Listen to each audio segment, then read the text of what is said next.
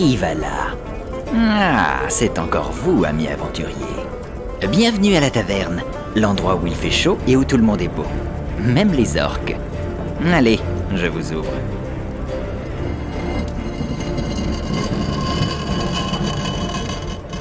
Et bonsoir à toutes et à tous les amis, bienvenue chers visiteurs dans la taverne en cette, en 2022 après Captain Popcorn. Bienvenue à vous, installez-vous, on est encore parti pour 2 heures d'héroïque fantasy et de sujets. Et normalement, je vous récupère là afin de vous accueillir. Quel plaisir de vous retrouver, meilleurs vœux, tutti quanti, vous connaissez la sauce. Je suis censé vous accueillir ici, mais j'ai mon bon tavernier qui est en larmes. Qu'est-ce qui se passe, bichon? Toi, tu dis bonne année aux gens. J'ai rien, je me suis fait carjacker toute ma bouffe. Attends, y a rien à grailler ce soir? Tout a été embarqué, tout a été bouloté, mon vieux. Et les trucs derrière, c'est du bois. Mais c'est du fond, c'est pour le tourisme, c'est des pigeons. Ah la vache. Tout ça à cause de l'autre, là, il est passé par la cheminée pendant la nuit, je l'ai entendu, il est arrivé sur mon toit. Un gros gars barbu habillé en rouge. J'ai même pas eu le temps de le voir, le fumier. Il est à peine arrivé, j'avais pas fait le feu, tu sais bien, bon, oui. le DF, tout ça. Et, Ouais, la crise énergétique, bien sûr. Ben oui, et j'ai même pas eu le temps de lui mettre un coup de pied au cul, t'es déjà reparti avec tout. Avec la Boostify, la Bectance, La complète. le Jaja, la totale. Jambon, œuf, gruyère, total. D'accord, ok. Donc ce soir, on se met rien sous la dent, rien dans le gosier, que dalle. Nous, on a fait de la route avec l'équipe, là, Non, mais. pour ma cache. Moi, je t'ai livré la semaine dernière. Bah oui, mais. Il reste plus rien. Bah, je suis désolé, c'est. Tu sais ce qu'on fait? Ouais. La prochaine, elle est pour moi. Mais la Oh, ça prochaine... me fait chier de le dire parce que. Ouais, Pas l'habitude de dire je ça. mais- je sens que ça te coûte. Ouais, écoute, je retourne avec mes aventuriers et je te laisse à ta misère. C'est vrai. On va essayer de te divertir ce soir, mon bon ami. Ils vont tout pris. Ah bah oui, qu'est-ce que vous voulez que je vous dise? Où est-ce que vous êtes? Où êtes-vous, les amis? Je ne voyage jamais véritablement seul. Même si, alors actuellement, je sais pas si elle est en train de s'occuper des chevaux, de gérer la carriole ou machin, mais elle n'est pas encore là. Aujourd'hui, j'ai avec moi notre arcaniste, notre sage, l'homme des grimoires, ce bon Captain Popcorn. Merci d'être ici, l'ami. Bah, avec plaisir, j'avoue que la petite formule de cercle de téléportation que j'ai filée à Marie était un peu pétée, c'était à moitié volontaire. Ouais, une histoire d'orgue, de carriole, tout ça, Voilà. ça déconne. Voilà. Très bien, je vois ce que tu veux dire. Et avec nous aujourd'hui, on a un voyageur émérite, bien entendu, un légendaire. Je suis une elfette des bois. Des voix. Vu qu'on va parler magicien ce soir, je te voyais plutôt tel le Gandalf de l'algorithme. Bien avant que cela existe, tu étais déjà à arpenter les grandes terres de J'ai YouTube. arpenté les terres de YouTube il y a bien des lunes de cela. Quel plaisir. Joueur du grenier, Fred, merci beaucoup d'être avec nous. Avec plaisir. Franchement, voilà, on attend, bien entendu, vous l'avez compris, sainte histoire de carriole, de téléportation et compagnie. Mais bon, notre chère Marie qu'on embrasse et qui arrive, bien entendu. Visiteur, c'est Péronus. Ah, Non, Ne salopez pas tout, les gars. Ouais, C'est c'est vrai que j'ai plus rien. il me reste 2 tapis, vous allez me les laisser propres. Ouais. Aujourd'hui, vous le savez, on va aborder pas mal de sujets à travers nos différentes chroniques, que ce soit la Gazette de la Taverne, la Bobine Gobeline, le Palantir, l'armoire au grimoire, les brèves de comptoir, la salle d'arcane, les découvertes du sourceur, votre serviteur, ça va parler tambouille tout à l'heure. Il faudra au moins ça pour se consoler. Et bien entendu, l'instant du côté des bardes. Alors, on va... Oui, t'as Non, raison. mais je viens là parce que je suis pas bien. Mais je sais. Je suis pas bien. Je vois, c'est bizarre de te voir assis comme ça. Bah oui, c'est vrai, d'habitude je suis pas assis, mais bon là je. Oui, tu découpes Là, j'ai rien à foutre, tu alors, découpes du jambon, tu bah sers oui. du jaja, tu brasses des trucs, tu fais sécher Je les... bouffe surtout, mais. Tu grailles, c'est- ouais. Puis là, il n'y a rien. Là, ma cache. Bonne année.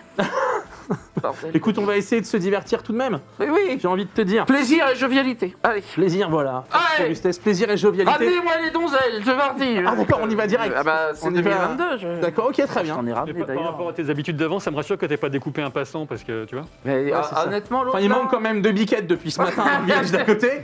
Tu vois. il faut bien que je nourrisse ma famille. Et voilà. Et rien pour tes voyageurs. C'est vrai Avançons, que- chers pour amis. ma femme. T'as vu ça? Mais il faut le nourrir, le gars. Attends, DJ. Mais quelle Va mise en ouvrir la scène. porte, DJ. on se croirait dans une autre pièce de théâtre. C'est pas possible. DJ. L'autre, il est au chaume du ou quoi? Ah. Mais qu'est-ce qui s'est passé? Bah, viens par là, viens. Écoute. Ouais, bah, venez un petit peu... Ça va, ça va. va compagnie. Oui. Écoute, Ton cheval a crevé, qu'est-ce qui s'est passé? C'est pas que mon cheval a crevé, Téléportation c'est avec que le cavalier de ma carriole voulait absolument écraser ce gentil animal. Et j'ai refusé. Qui est quand même bien mort, quand Tu même. me fais un cadeau? Ah non, il bouge, hein. Ah, affirmatif, hein. Il bouffe moyen quand même. Hein, Ceci dit, la question que tu devrais te poser, Oui. et moi je me pose la question, étant donné qu'on n'a rien à grailler ni à boire, est-ce que ça se passerait pas un petit peu en raison, ça? Sur le blaireau, faut éviter le derrière. Le poil druc, ouais, on est d'accord. Ouais, parce que ça schlingue un peu. C'est pas qu'on, dit-on, que c'est pas qu'on avait une émission à lancer, Tiens, mais bon, donne-moi pouf souffle. alors, Allez, très bien, allez, c'est très bon. 3 points pour Pouf Souffle. Dis donc, il On va donc pouvoir avancer, les amis, avec la première rubrique, le retour de la tant attendue Gazette de la Taverne. Je ne peux pas faire de lancement plus lent, c'est pour vous. En régie, je vous en prie.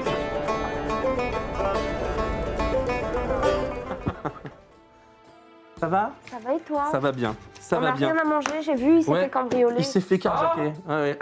faut pas le Chaque relancer. fois. Oh, te relance pas. où est mon César? Bon, les amis, on a 2-3 trucs à aborder. Il s'est passé quand même pas mal de choses. Là, les news sont fraîches. Et donc, parmi les premières choses qu'on va aborder, c'est l'arrivée sur Prime Video ce lundi passé du film The Green Knight, avec un sacré casting, à commencer par Dev Patel, qui est assez fou, Alicia Vikander, et puis tout un tas, comme Sean Harris aussi, et tout un tas d'autres acteurs qu'on a vus partout, mais dont on ne connaît pas forcément tout le temps les noms. C'est arrivé sur Prime Video, bien que le film ait mis énormément de temps à trouver un distributeur en France.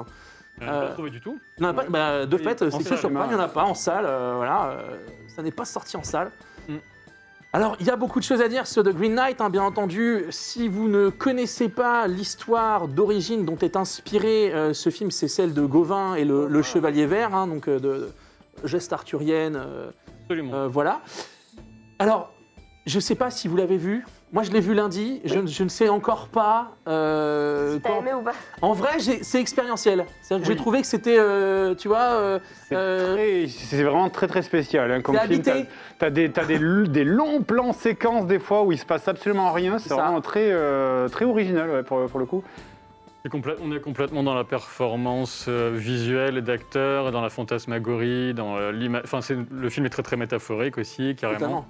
Et ça vient vraiment servir. On n'a jamais vu la forme qui vient autant servir le propos de. Parce que finalement, toute la geste arthurienne, ces contes, à chaque fois, il y avait un message derrière. Et là, ça embrasse complètement cette idée.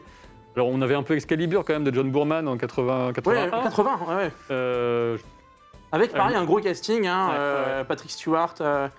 Je vois même les premières années de Liam Neeson. Dis-moi, Marie. Ah, moi, j'ai commencé le film hier. Ouais, Et le trailer, je le trouvais très dynamique. ouais. Pour autant, l'exposition de ce film commence tranquille. En fait, c'est littéralement comme le conte. Hein. Ouais. Si vous connaissez pas l'histoire, super simplement, eh bien, alors il y a différentes histoires autour du Chevalier Vert. L'une d'elles est qu'en fait, c'est un être créé par Morgane Le Fay pour venir éprouver la vaillance et le courage de la cour du roi Arthur, des chevaliers de la Table Ronde, et bien de la cour d'un roi vieillissant. Et Gauvin, qui est le neveu du roi dans The Green Knight, cherche encore à prouver sa valeur, lui qui n'a jamais véritablement vécu de conte, ni de légende, ni d'aventure, et qui se retrouve donc face à ce personnage qui est le Chevalier Vert.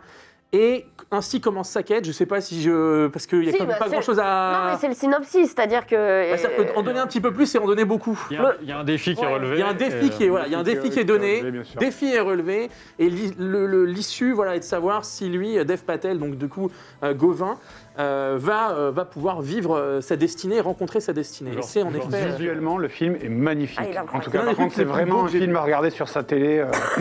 Ouais. Faut le voir dans des sublimes conditions. On est d'accord qu'il n'a pas écouté la consigne.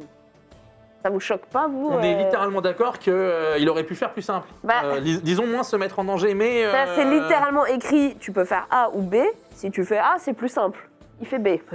Et là, tu dis, mais tu te mets dans la sauce. Mais parce que je pense que c'est toute l'image du truc. Alors là, c'est un petit peu compliqué forcément, hein, Oui. parce qu'on veut pas. En vrai, il n'y a pas beaucoup à vous donner sur le terrain du narratif, donc on peut pas trop vous spoil. Bien sûr, vous verrez un renard, vous verrez des géants bizarres, vous verrez Il y a un instant titan. un château super étrange avec des. Vous verrez une On va leçon tester la moralité du héros, quoi. C'est la façon de. C'est vraiment ça. C'est Et vraiment ça. Le Chevalier Vert, vous trouvez pas qu'il ressemble au roi maudit dans le numéro 1. Ah, dans les spectres des cavernes, là Ah non, elle parle de Chanaris, tu parles de... Oui, elle parle de Théoden du Roi, oui. Ah, tu veux dire... Ah, non. Non. Je m'en souviens plus, honnêtement. Non, Chanaris, il est juste vieux, en fait. Parce que si tu veux, Théoden, avant... Ah, peut-être, Regarde. Ouais, il est un peu... Ouais, mais il est pas du tout ni, tu vois, il est pas débilité par Grima, tu vois. Non, ouais. C'est un peu ça. Alors, graphiquement, voilà, on l'a dit, c'est l'un des trucs les plus beaux qui m'a été donné de voir au cinéma depuis des années. Je suis d'accord. Après, il faut accepter... Ah, ils en révèlent, dans les trailers, ils en révèlent beaucoup. Hein. C'est fou qu'il n'ait pas été distribué en France, d'ailleurs. Ah, moi, je suis pas... Oui, bah certaines vidéos en avaient parlé. En fait, la distribution, c'est un pari. Et en sachant les vues, les entrées en spectateurs qu'avaient fait les précédents films du réalisateur, ils estimaient, notamment avec la pandémie, etc., que c'était un trop gros risque. Et personne n'a voulu se positionner dessus en termes d'entrée en France. En même temps, Le réel, c'est qui? J'ai David Lowery, je crois. Ouais, c'est ça, David Lowery. Il a pas réalisé des trucs à plus gros budget il n'y a pas très longtemps? Si, c'est un mec qui est très très prometteur apparemment. Oui, il est très prometteur, mais de très gros budget. Je crois, comme beaucoup, il me semble qu'il vient de la pub avant, mais... Il a réalisé un truc qui a surtout... qui a beaucoup marqué son passage, je saurais plus te dire le Je sais qu'il est très suivi pour ses prouesses esthétiques, mais j'ai pas révisé sa filmographie, mais je l'ai plus en tête. Ghost Story, Peter et Elliot, The Old Man. Ghost Story qui a beaucoup marqué. Ghost Story, ça a marqué, c'est quoi, en effet. 2017 Ouais, on remercie bien entendu le sacro-saint archimage IMDb, the Internet Movie Database. Non, mais il y a beaucoup... moi, je suis pas... je peux comprendre, vu le caractère qu'il peut avoir d'inaccessible par rapport à tout ce qui sort actuellement en salle, que les mecs n'aient pas pris le risque. Hein. C'est vrai, honnêtement, c'est le genre de film où normalement je me ferais chier super vite. Et là, quand j'ai lancé le truc, je me suis laissé happer par le moment et ça a coulé tout seul après. Je pense qu'il faut tenter, hein, donc c'est sur Prime Video. Depuis lundi, exactement. Il faut tenter, juste pour vu qu'on est quand même dans une émission de fantasy, je vais rappeler que Gauvin, c'est le chevalier dont la force évolue au fur et à mesure de la journée selon la course du soleil. Il est le plus faible le matin, le plus fort au zénith, et après ça redécrit. Et par rapport à la geste arthurienne, il a un rôle important aussi dans la quête du Graal. Non, c'est assez chouette. Le casting, il est quand même sublime. Insane. Il est vraiment cool. Beaucoup d'acteurs que vous avez vus moult fois dans des séries comme Game of Thrones ou ainsi de suite, dans des grands films. Et puis il y a aussi des rôles un peu plus faibles, des rôles assez énigmatiques. Franchement, j'arrive pas à appeler ça un film, moi. C'est une expérience, quoi. Il faut vraiment plonger dedans. Il faut y aller, il faut le chercher. C'est un film qui se mérite. Et voilà. Enfin, en tout cas, c'est mon point de vue. Il y a de l'épaisseur, je trouve. Le casting, il est vraiment... il se donne beaucoup, quoi. Et comme tu dis, il y a des rôles un peu secondaires de gens qu'on connaît dans d'autres productions. Il y en a un notamment, je ne retiens jamais son nom, mais il était dans la réinterprétation du roi Arthur. Pas du roi Arthur. The King par Timothée Chalamet. Oui, sur une plateforme mais même concurrente. Mais tu vois, c'est un mec qu'on voit déjà dans les productions fantasy, quoi. On l'a aussi vu dans une autre production fantasy sur Netflix avec Will Smith et ainsi de suite. Enfin, tu vois, c'est des acteurs que vous avez pu voir ailleurs et le film est très très cool. Dev Patel, bon voilà, Slumdog Millionaire. Enfin, je l'aime. Bon, et là, méga masterclass. Allez-y, franchement, c'est sur Prime Video depuis lundi de Green Knight. La news qui fait plaisir et qui fait le lien avec la fin de la saison 1 de La Roue du Temps, c'est qu'on a des nouveaux acteurs et des nouveaux visages pour la saison 2 de La Roue du Temps. Mais qui sont ces bonhommes, Shiennar, Faldara et ainsi de suite? Non, alors Shiennar, c'est la région. La région, Faldara et ainsi de suite. Vas-y, raconte-nous, mon bon... En fait, on a eu des tas de révélations d'acteurs. Hein. Là, on en a... Peut-être qu'on vous verrez les photos de quelques-uns, sachant que oui, on est sûr à 100% qu'il y aura une saison 2, elle est en cours de tournage depuis longtemps de La Roue du Temps. On n'a pas encore de date de sortie, on peut au doigt mouillé parier éventuellement sur cette fin d'année 2022 puisqu'il tourne depuis longtemps. Et pour les gars en question, là, bon, on en a un qu'on avait déjà vu dans la première saison, qui est Uno, Uno, je crois que c'est ça, Umo, enfin, une lettre près, voilà, Uno, je crois. Et c'est un gars qui, sa particularité dans les livres, on a retrouvé un tout petit peu déjà dans la série, c'est qu'il jure tout le temps, une grossièreté, tout ça amuse beaucoup les fans, donc ils veulent absolument le revoir. Et il y avait un petit suspense sur est-il mort à la fin de la première saison, mais... T'arrêteras là, ouais. Voilà. Et sur les autres, ce sont aussi des personnages, bon, ça parlera plus aux lecteurs des bouquins. On a Masema, qui est un gars qui va venir illustrer la notion de fanatisme dans cet univers. Ok. Voilà. vous laisse avec cette info-là. Et puis un autre, Ingtar, qui est aussi un soldat de cette ville de Faldara, qu'on a vu qu'il y avait une place importante, cette ville de Faldara, dans les épisodes 7 et 8, les deux derniers de la première saison. C'est des acteurs qu'on a pu voir dans d'autres séries comme The Last Kingdom, par exemple, qui sont pas hyper connus du grand public, comme beaucoup d'acteurs du casting de la saison 1. Il y a un vrai pari qui est fait sur ces gens-là. Bon, on a bien entendu les acteurs, actrices principales. Oui, Rosamund Pike, etc., qui reviennent. Qui a un visage connu, mais voilà, ce ne sont pas forcément des acteurs de premier plan, mais vraisemblablement c'est très prometteur. Et puis la communauté sur les réseaux a l'air de s'en réjouir. Oui, et pour les connaisseurs, encore une fois, rassurez-vous, même si on n'a pas vu, c'est une adaptation, donc en termes de timing des bouquins, ils ont un peu reformé les choses à leur sauce dans la série. Mais on verra bien des personnages importants comme Elaine, etc., Avienda, on les verra en saison 2, 3, etc. Donc je parle vraiment pour les lecteurs, mais voilà. Je te pose pas la question, Captain, parce que de fait, je sais que tu as tout suivi. Oui, on a tout couvert sur ma chaîne. Et voilà, sur Prime tout aussi, réagi et beaucoup discuté sur ta chaîne et sur les réseaux de Prime. Marie, tu as pu checker, regarder, voir, aller au bout? Je n'ai pas terminé la route du temps. Non, c'est pour ça que là, ça allait un peu trop loin. Mais du coup, je suis plutôt presque plus excitée par l'idée de découvrir les livres. Ok, Ouais. ça t'a donné envie d'ouvrir les livres et de... Pour pouvoir encore mieux apprécier, ça me dégoûte. Voilà. Ça me dégoûte. Vraiment, j'ai essayé de pas tourner la tête. Et très bien. Ouais, mais je pense qu'on va le grailler. Mais donc les non. livres, ça t'a vraiment donné envie d'aller bouquiner La série m'a donné envie d'aller bouquiner pour pouvoir retrouver l'univers, tu vois. J'aimerais être en mesure de me dire « Oh, ça c'est comme dans le livre, je l'avais imaginé comme ça. » Ouais, t'as envie de pouvoir faire le parallèle. Comme j'avais fait pour Harry Potter. On peut dire aussi sur la saison 2, c'est qu'on sait qu'il y avait déjà un bon budget sur la première saison et il sera encore plus gros sur la saison 2 parce que les pontes de Amazon aux États-Unis, on dit ouais, ça a bien marché parce qu'au niveau mondial, ça a très très bien marché. Ok. Donc plus de budget, on se fera a priori encore une fois en 8 épisodes pour la saison 2 comme pour la première. Ok. On peut dire pour l'instant. Fred, toi, t'as suivi un peu? Alors, il t'a laissé un petit morceau de truffe sur ta joue. Oh, ça me dégoûte, c'est vrai. Ah merde. Oui. Je te laisse gratouiller. Non, laisse-la petit faire, morceau de truffe mort. Vers où? Oh non, mais c'était... Non. Pas grave, ça, c'est déjà Grave, mort. maintenant Non, on c'est sait, déjà mort. tu le sais, mais tu sais pas où c'est, quoi. Oh purée. Prends 2 secondes. C'est rompiche. Ça? Là? Ça là? Ouais, d'accord. Mais c'est un grain de beauté, ça. Ah, d'accord, Oui, c'est marrant. Ah, il t'a mis un stress pour le C'était pile là où il a appuyé, alors je me suis dit, C'est il a- vraiment là où il a appuyé. C'est pour ça que c'était crédible. Tu es une merde, là. Mais c'est vrai. C'est un Mais grain non, de c'est beauté. pas un bout de rompiche, c'est un bout d'aile. On essaye d'avoir des propos de sur ton compte. Le gars, ça fait à peu près 20 secondes qu'il sait qu'on va lui poser la question parce qu'on va y arriver. Ouais. Et lui, il se dit, laissez un bout de truffe sur la tronche. Ah, ça me troublait. Non, je me suis dit, bon, c'est quand même un petit morceau de cadavre. On parle de fantasy, il y a des morceaux de barbac. Il bougeait encore. Du coup, toi, t'as pu voir Oui, la route du temps. je l'ai fini, j'ai fini il y a 2 jours, le dernier épisode. J'ai eu beaucoup de mal à démarrer la série, honnêtement. Le premier épisode, ça m'a fait un peu ce côté...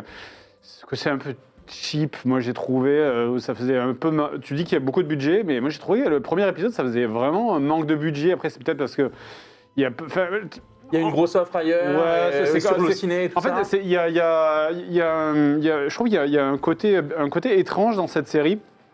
On introduit des dimensions politiques exceptionnelles de machin. Oui, alors c'est le corps des Aes Sedai machin qui se battent contre eux. Il y a des ennemis qui arrivent. Et il y a un côté un petit peu cheap je trouve Dans les pas définitions. dans la réelle, mais dans la grandeur de ce monde en fait. Si je prends un exemple, alors je sais pas si je peux vraiment en parler sans spoiler. On va dire. Tu dis pas qui meurt à la fin. Non, voilà. Oula. Alors, par exemple, dans les 2 derniers épisodes, ils vont dans un truc qui s'appelle l'œil du monde. Enfin, Oui, c'est ça, l'œil du monde, ouais. Et tu vois, quand ils arrivent à l'œil du monde, tu vois, et c'est un trou. Tu vois. Moi j'ai trouvé que la mise en scène de l'œil du monde était jolie. Bah ouais, mais c'est un trou. Battez-vous. Tu vois, l'œil du monde, c'est l'œil du monde, quoi. Et c'est. Ouais, tu t'entends l'œil du monde, tu vois montagne du destin, mais... C'est une cave à vin, quoi. Et genre, c'est pareil, quand ils doivent traverser toute la forêt avant, qui a de la gueule, je La trouve. désolation. La Ouais, désolation. qui a vraiment de la C'est gueule. pareil, tu te dis, ils vont traverser la désolation, ça va leur prendre, c'est genre comme les mines de la Moria, ça va leur 4 jours à traverser. Non, ils sont une demi-heure, Oui, mais ça tu prend sais, 15 minutes de Mais marche. attends, on y est. ils sont Même dans que la 2. Bible, Quinze minutes de Quelqu'un marche, qui connaît le on est à chemin. l'œil du monde. Même dans la Bible, t'as tout un truc autour, tout un mystère autour de l'arche de l'Alliance. Tu t'imagines une grande porte, c'est un chariot. Oui. On cherche un chariot. C'est littéralement une boîte que les hommes portent sur le dos. Mais tu vois, des fois, c'est des grands termes grandiloquents pour vraiment un truc. C'est un truc, je suis d'accord, mais il y a voulu plus de galères. J'ai en permanence cette opposition entre ce côté aussi très très propre où tout le monde, les gens, ils crapahutent dans la forêt, ils sortent de leur robe, sont ils arrivent à Dos-Rivière, ils sont clean. J'ai entendu beaucoup cet argument, mais en fait, quand tu regardes bien, il y a Matt et Rand sont très très crades à certains moments. Oui, non, mais par exemple, Moiraine, quand elle arrive. Mais c'est nous.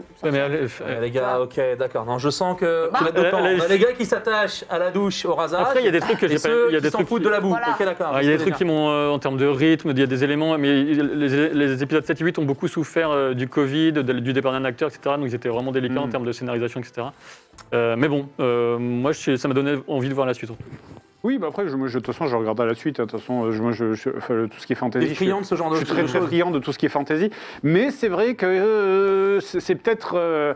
Il y a eu tellement de com autour de cette série que je m'attendais à un truc vraiment grandiloquent. Pour au final, que c'était quelque chose de bien. Tu t'attendais à ce qu'on projette peut-être pour la série Le Seigneur des Anneaux ? Un petit peu, en vrai, okay, oui, ça, évidemment.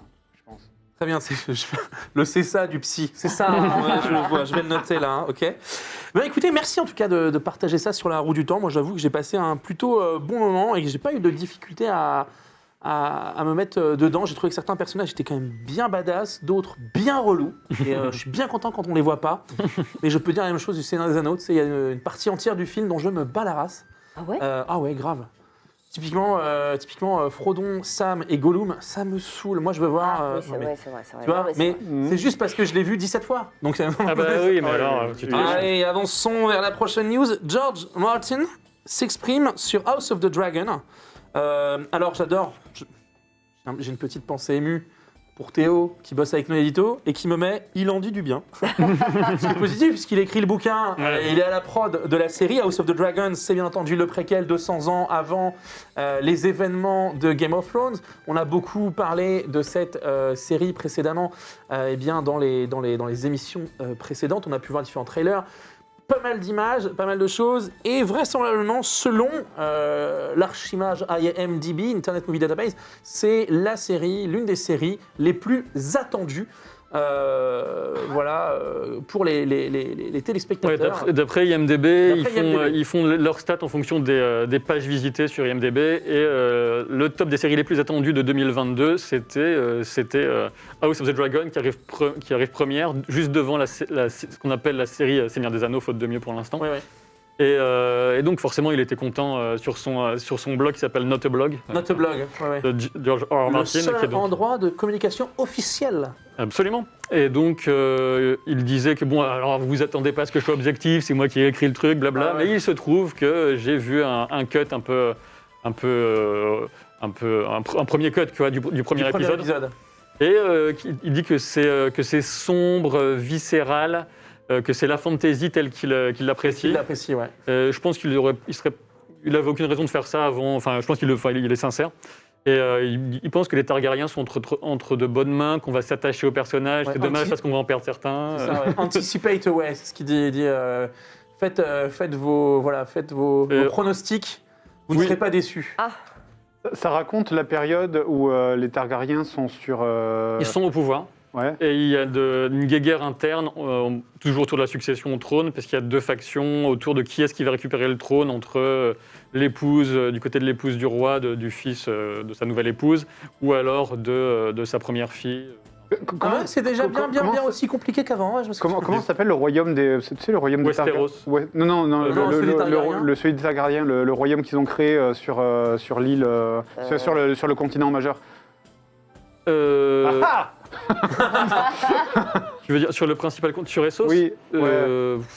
Il porte un nom, j'ai oublié. Oui, parce que les Targaryens, c'est Valyria. Valyria, voilà. Ça raconte l'histoire de cette période-là Non, pas du tout. Valyria, c'est beaucoup plus ancien. Là, on est uniquement, on est à Westeros. D'accord. Et on est 160... Ils sont déjà à Westeros. Okay. Ouais. Et on va dire 170 ans pour les événements principaux, même s'il y aura sûrement des flashbacks, parce ils ont pris un casting avec différents âges, donc on sait qu'il y aura des flashbacks 20 ans en avant. Mais disons 170 ans avant les événements de Game of Thrones. D'accord. Et Valyria, c'est beaucoup plus ancien. Il y aura donc du coup Aegon. Aegon, c'est le conquérant, c'était là la conquête de Westeros justement par les Targaryens, et ça c'était 300 ans avant. Alors on ne sait pas si on aura le droit à un flashback épique, etc. Pour voir un peu ça, comment ils se sont installés. Quoi. Mais ça coûte, s'ils le font, ça va coûter super cher. Voilà. Mais voilà. Le fameux acier valérien. Mais oui, est-ce qu'il y a un risque qu'on puisse avoir aussi peut-être des flashbacks explicatifs, spéculatifs, sur comment peut-être un roi fou serait tombé amoureux d'une dame du Nord? C'est beaucoup plus tard dans l'histoire. Beaucoup plus tard, ça, ouais. Est-ce que ça va donner un peu de grain à moudre pour les fans de Game of Thrones, quoi? En gros, tu poses la question de savoir si ça va Est-ce vraiment que, connecter dans ce avec cas-là, Game of Thrones de manière très directe, quoi. Bah, en tout cas, par le biais de Ned Stark, quoi. Ouais. Dans ce cas-là, ça pourrait être que de la prophétie en fait, parce que ça se présente, c'est avant, donc c'est largement avant, et on pourrait avoir un début de prophétie, mais j'en sais rien. Je sais pas s'ils vont trop jouer là-dessus. Non, ce qu'on peut dire, c'est qu'il y aura beaucoup de dragons à l'écran, parce que c'est ce qu'on appelle, c'est aussi la période qu'on appelle la danse des dragons dans les livres, entre autres, parce qu'il y a des dragons qui se foutent sur la gueule dans les. Le roi de la nuit reviendra et se fera tuer par une adolescente dans un final complètement bâclé. Dans le noir. qui rendra fou Captain Popcorn. Il parlera de trampoline, on ne sait pas ce que c'est. Non, mais c'est quand même une saga où il fallait pas se rater sur les dragons. Ouais. Et ils se sont pas ratés sur les dragons. C'est quand même pas mal de. On en parlera tout à l'heure. D'autres références. Je voudrais qu'on passe à la news, parce qu'après, tu vas me dire de speeder à mort, que ce sera ma grosse chronique. Attends, je te laisse. J'aurai 5 minutes. Alors attends. Et je vais on va rétablir la vérité, mon bon ami. Je vais entrer en rage. C'est uniquement parce que tu es un grand professionnel et que tu sais quand il faut speeder. C'est vrai. Et quand nous sommes en retard, mais jamais, et les replays en sont témoins, je ne t'ai demandé de speeder. Je laisse la place à chacun et avançons vers la prochaine news, à savoir que Hades est le premier jeu vidéo à remporter le prix Hugo. Et merci Théo, Hades c'est cool, j'adore ces prises de notes, et il a raison, chef-d'œuvre primé de toutes parts. Par contre, le prix Hugo, c'est quoi? Alors le prix Hugo, en France on a tendance à croire que c'est pris en mode Victor Hugo, c'est tout à fait faux. C'est un prix américain qui a été créé en 1953 et par une association de fans et de lecteurs d'heroic fantasy, de science-fiction et d'univers imaginaires. Donc pas de journalistes, Il y en a aussi, mais c'est vraiment une espèce de guilde de lecteurs et qui prime en fait les plus grandes œuvres de l'imaginaire, et ce depuis plus d'une 60aine d'années. Cette année, en 2021, est créé la catégorie jeux vidéo, et premier jeu primé pour cette catégorie dans le prix Hugo, eh bien c'est Hades, et c'est assez beaucoup y voient mérité, moi je pense. Vous avez pu y jouer, toi tu y as beaucoup joué peut-être? Pas du tout, j'y ai pas du tout joué, mais effectivement j'ai beaucoup de gens autour de moi qui y ont joué, et je sais que le jeu est exceptionnel. Après c'est pas mon style de jeu, donc pour le coup j'ai pas joué. Le seul truc que je peux dire dessus, c'est que c'est un roguelite hack and slash. Ouais. Et c'est tout, parce que j'ai pas joué non plus, ça a l'air effectivement assez stylé. Et je sais pas si on entre dans l'explication de la différence entre un roguelike et un roguelite, mais non, on va éviter. Je pense que c'est pas le sujet. Moi, ce que je trouve intéressant, c'est qu'enfin, des espèces d'élites, alors on s'entend d'élites liées aux univers imaginaires, qui sont déjà une équipe de Souras pour le reste du monde, s'intéresse aux jeux vidéo. C'est-à-dire que ça y est, le jeu vidéo entre aussi au panthéon des grandes œuvres, des grandes œuvres narratives. Et je pense que c'est ça le vrai truc intéressant autour de ça. Il a eu, il a été en compétition avec d'autres jeux. Et c'est vrai qu'il a vraisemblablement gagné haut la main. Alors là, je vous dis ça, c'est littéralement la source de l'article des gars du prix Hugo, le Hugo Award, qui le disent. Mais moi, je trouve que c'est assez cool qu'on se mette à respecter sur l'histoire du narratif vraiment et de l'esthétique, le jeu vidéo, et que ce soit voté par des littéraires, par exemple. Mais après, c'est toujours en retard, parce que dans le cœur des gens, les jeux vidéo, c'est déjà ultra important dans les univers de fantasy depuis longtemps. On peut dire que pour préciser, c'est un jeu qui pioche dans la mythologie grecque.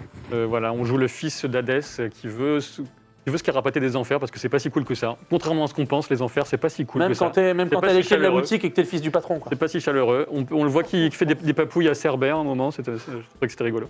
Et puis voilà, on bastonne des monstres avec plein de builds possibles. Apparemment, il y a énormément de builds possibles, c'est ce qui rend le jeu... Le jeu est d'une manière très très agréable à prendre en main, en fait. Et le jeu a été vraiment plébiscité tant par la presse que par les joueurs, les streamers, ainsi de suite. C'est-à-dire que moi, comme tu le dis, ça fait vraiment pas partie du style de jeu qui moi me motive, non pas parce que c'est pas bien, simplement parce que j'ai pas d'appétence pour ça. En revanche, t'as des soirées entières où quand t'allumais Twitch, tu voyais, tu pouvais voir que ça, quoi. Et Ça donc, s'appelle Hades, mais c'est le fils d'Hadès qui... oui, c'est ça. Ouais. Ouais, bien sûr. Oui, parce qu'on a tous fait la Grèce antique en 5e, mais bon, enfin, sombre histoire de vieille référence. La news suivante, elle va faire plaisir à ce bon Captain Popcorn, je le sais. Ah oui. Puisque arrive au mois d'avril cette année, après un larmoyant Harry Potter, les 20 ans, il y a quelques jours, arrivent les secrets de Dumbledore. Voilà la suite des Animaux Fantastiques, le 3e film de la saga Les Animaux Fantastiques, toujours porté par David Yates, qui porte littéralement le Wizarding World depuis l'Ordre du Phénix. Et on va en apprendre un petit peu plus sur le conflit qui oppose Dumbledore à Grindelwald. Grindelwald qui n'est plus interprété par Johnny Depp, mais par Mads Mikkelsen. La seule chose que j'ai à dire, c'est que regarder et voir Mads Mikkelsen une fois par jour est bon pour la santé. Je suis d'accord. Voilà, c'est un tour qu'ils peuvent, ils peuvent se permettre de le faire littéralement, puisqu'il y avait déjà eu un shift d'acteurs, Grindelwald ayant été grimé dans le premier film, il a été joué par Colin Farrell, jusqu'à ce que sa véritable identité émerge et que le visage qui était celui de Johnny Depp soit à l'écran. Du coup, je ne sais pas comment ils vont opérer ce changement, mais je pense littéralement de la même manière pour Mads Mikkelsen. Voilà, un bon casting. L'acteur a changé ? Alors l'acteur a changé et c'est assez polémique puisque il me met dans la sauce. Non, l'acteur a changé parce qu'en fait Johnny Depp au moment dans une grosse. Je savais que c'était une question. non, mais attends, il y a une réponse à ça, mais non, vraisemblablement, Johnny Depp était en procès avec son ex-femme au moment du casting. Ça a été révélé que c'était du pivot, c'est non ? Et alors, de fait, il a vraisemblablement, je crois, ou gagné le procès, ou finalement, c'est pas ce pourquoi il a été accusé que. Le procès l'a innocenté, en tout cas. Le procès l'a innocenté, en tout cas. Et de fait, la sauce du casting, parce qu'il a aussi perdu Pirates des Caraïbes, il a aussi tout le contrat avec Disney, et du coup il s'est fait remplacer. Voilà, c'est littéralement, évitons les emmerdes et la polémique, mettons notre mec. Voilà. Ouais, ça c'est dommage, c'est sûr. Mais après, Mads Mikkelsen, moi je préfère le voir dans Drunk que dans ce film. Et en pure mauvaise foi, je dirais que de toute façon, j'ai pas vu les premiers, mais j'ai toujours pas envie de voir celui-là. Oui. Parce que moi, Harry Potter, ça m'emmerde. C'est en pure mauvaise foi, ça. Mais je l'ai déjà dit dans cette émission. Ouais, c'est vrai, ça. Ça m'emmerde. J'irai mettre un pouce rouge sur tes vidéos. Tu ne seras pas le premier. Non, mais on va en apprendre un petit peu plus, puisqu'on va enfin retourner à Poudlard. C'est un peu le délire. D'ailleurs, dans le trailer que vous avez pu voir, on rencontre tout de suite le frère d'Albus Dumbledore. Donc ça, c'est quand même super intéressant dans ce que ça connecte l'univers étendu lié à Harry Potter, lié au Wizarding World. Ce qui est quand même intéressant avec les Animaux Fantastiques, c'est qu'on sort du pur délire Harry Potter, sa clique et son aventure pour remonter des années auparavant et voir justement... Des animaux fantastiques. Bah pas que, mais des gens fantastiques. C'est ça en fait le problème, c'est que je trouve Norbert devient presque un prétexte pour servir la grande histoire d'Albus Dumbledore. Alors, est-ce que tu sais combien de pages fait les Animaux Fantastiques ? Mais c'est pas un peu le syndrome Hobbit où ils ont Si. ils ont étalé le truc en fait, sur 3 films. le livre Les Animaux Fantastiques de la bibliothèque de Poudlard, le tout premier qui est sorti à l'époque, était vraiment été écrit pour étoffer l'univers étendu, mais surtout de telle sorte que J.K. Rowling avait écrit ça, de telle sorte que les recettes des ventes soient reversées aux associations qu'elle pilotait pour les enfants, l'alphabétisation et ainsi de suite. Donc il y avait vraiment un délire de on écrit, on vend, c'est cool, et derrière on fait une bonne action, et puis ça permettait de développer l'univers étendu. Mais très clairement, les Animaux Fantastiques, c'est pareil, le Quidditch à travers les âges, c'est un autre livre du délire, c'est tout petit. Donc c'est un peu comme le Hobbit. Même les contes de Biddle-le-Bard. Les contes de Biddle-le-Bard. Mais les contes de Biddle-le-Bard, t'as encore le délire de... Il y a une méta, parce que les contes de Biddle-le-Bard, c'est utilisé dans le film par les acteurs, par les personnages, du coup, qui connaissent tous ces contes pour enfants, sur lesquels Dumbledore va utiliser pour tisser son escape game fabuleuse. Mais du coup, voilà, moi je pense que ça peut être quand même très très très très cool. Le casting est toujours monstrueux. Jude Law déjà. Ouais, non mais Jude Law et puis Norbert. Oui, là tu l'aimes bien toi. Oh là là, qu'est-ce que je l'aime. Moi depuis Les Piliers de la Terre, je peux plus me le voir lui. Moi depuis Danish Girl, je l'aime encore plus. Eddie Redmayne. Ah ok, je vois ce que tu veux dire. Zoé Kravitz.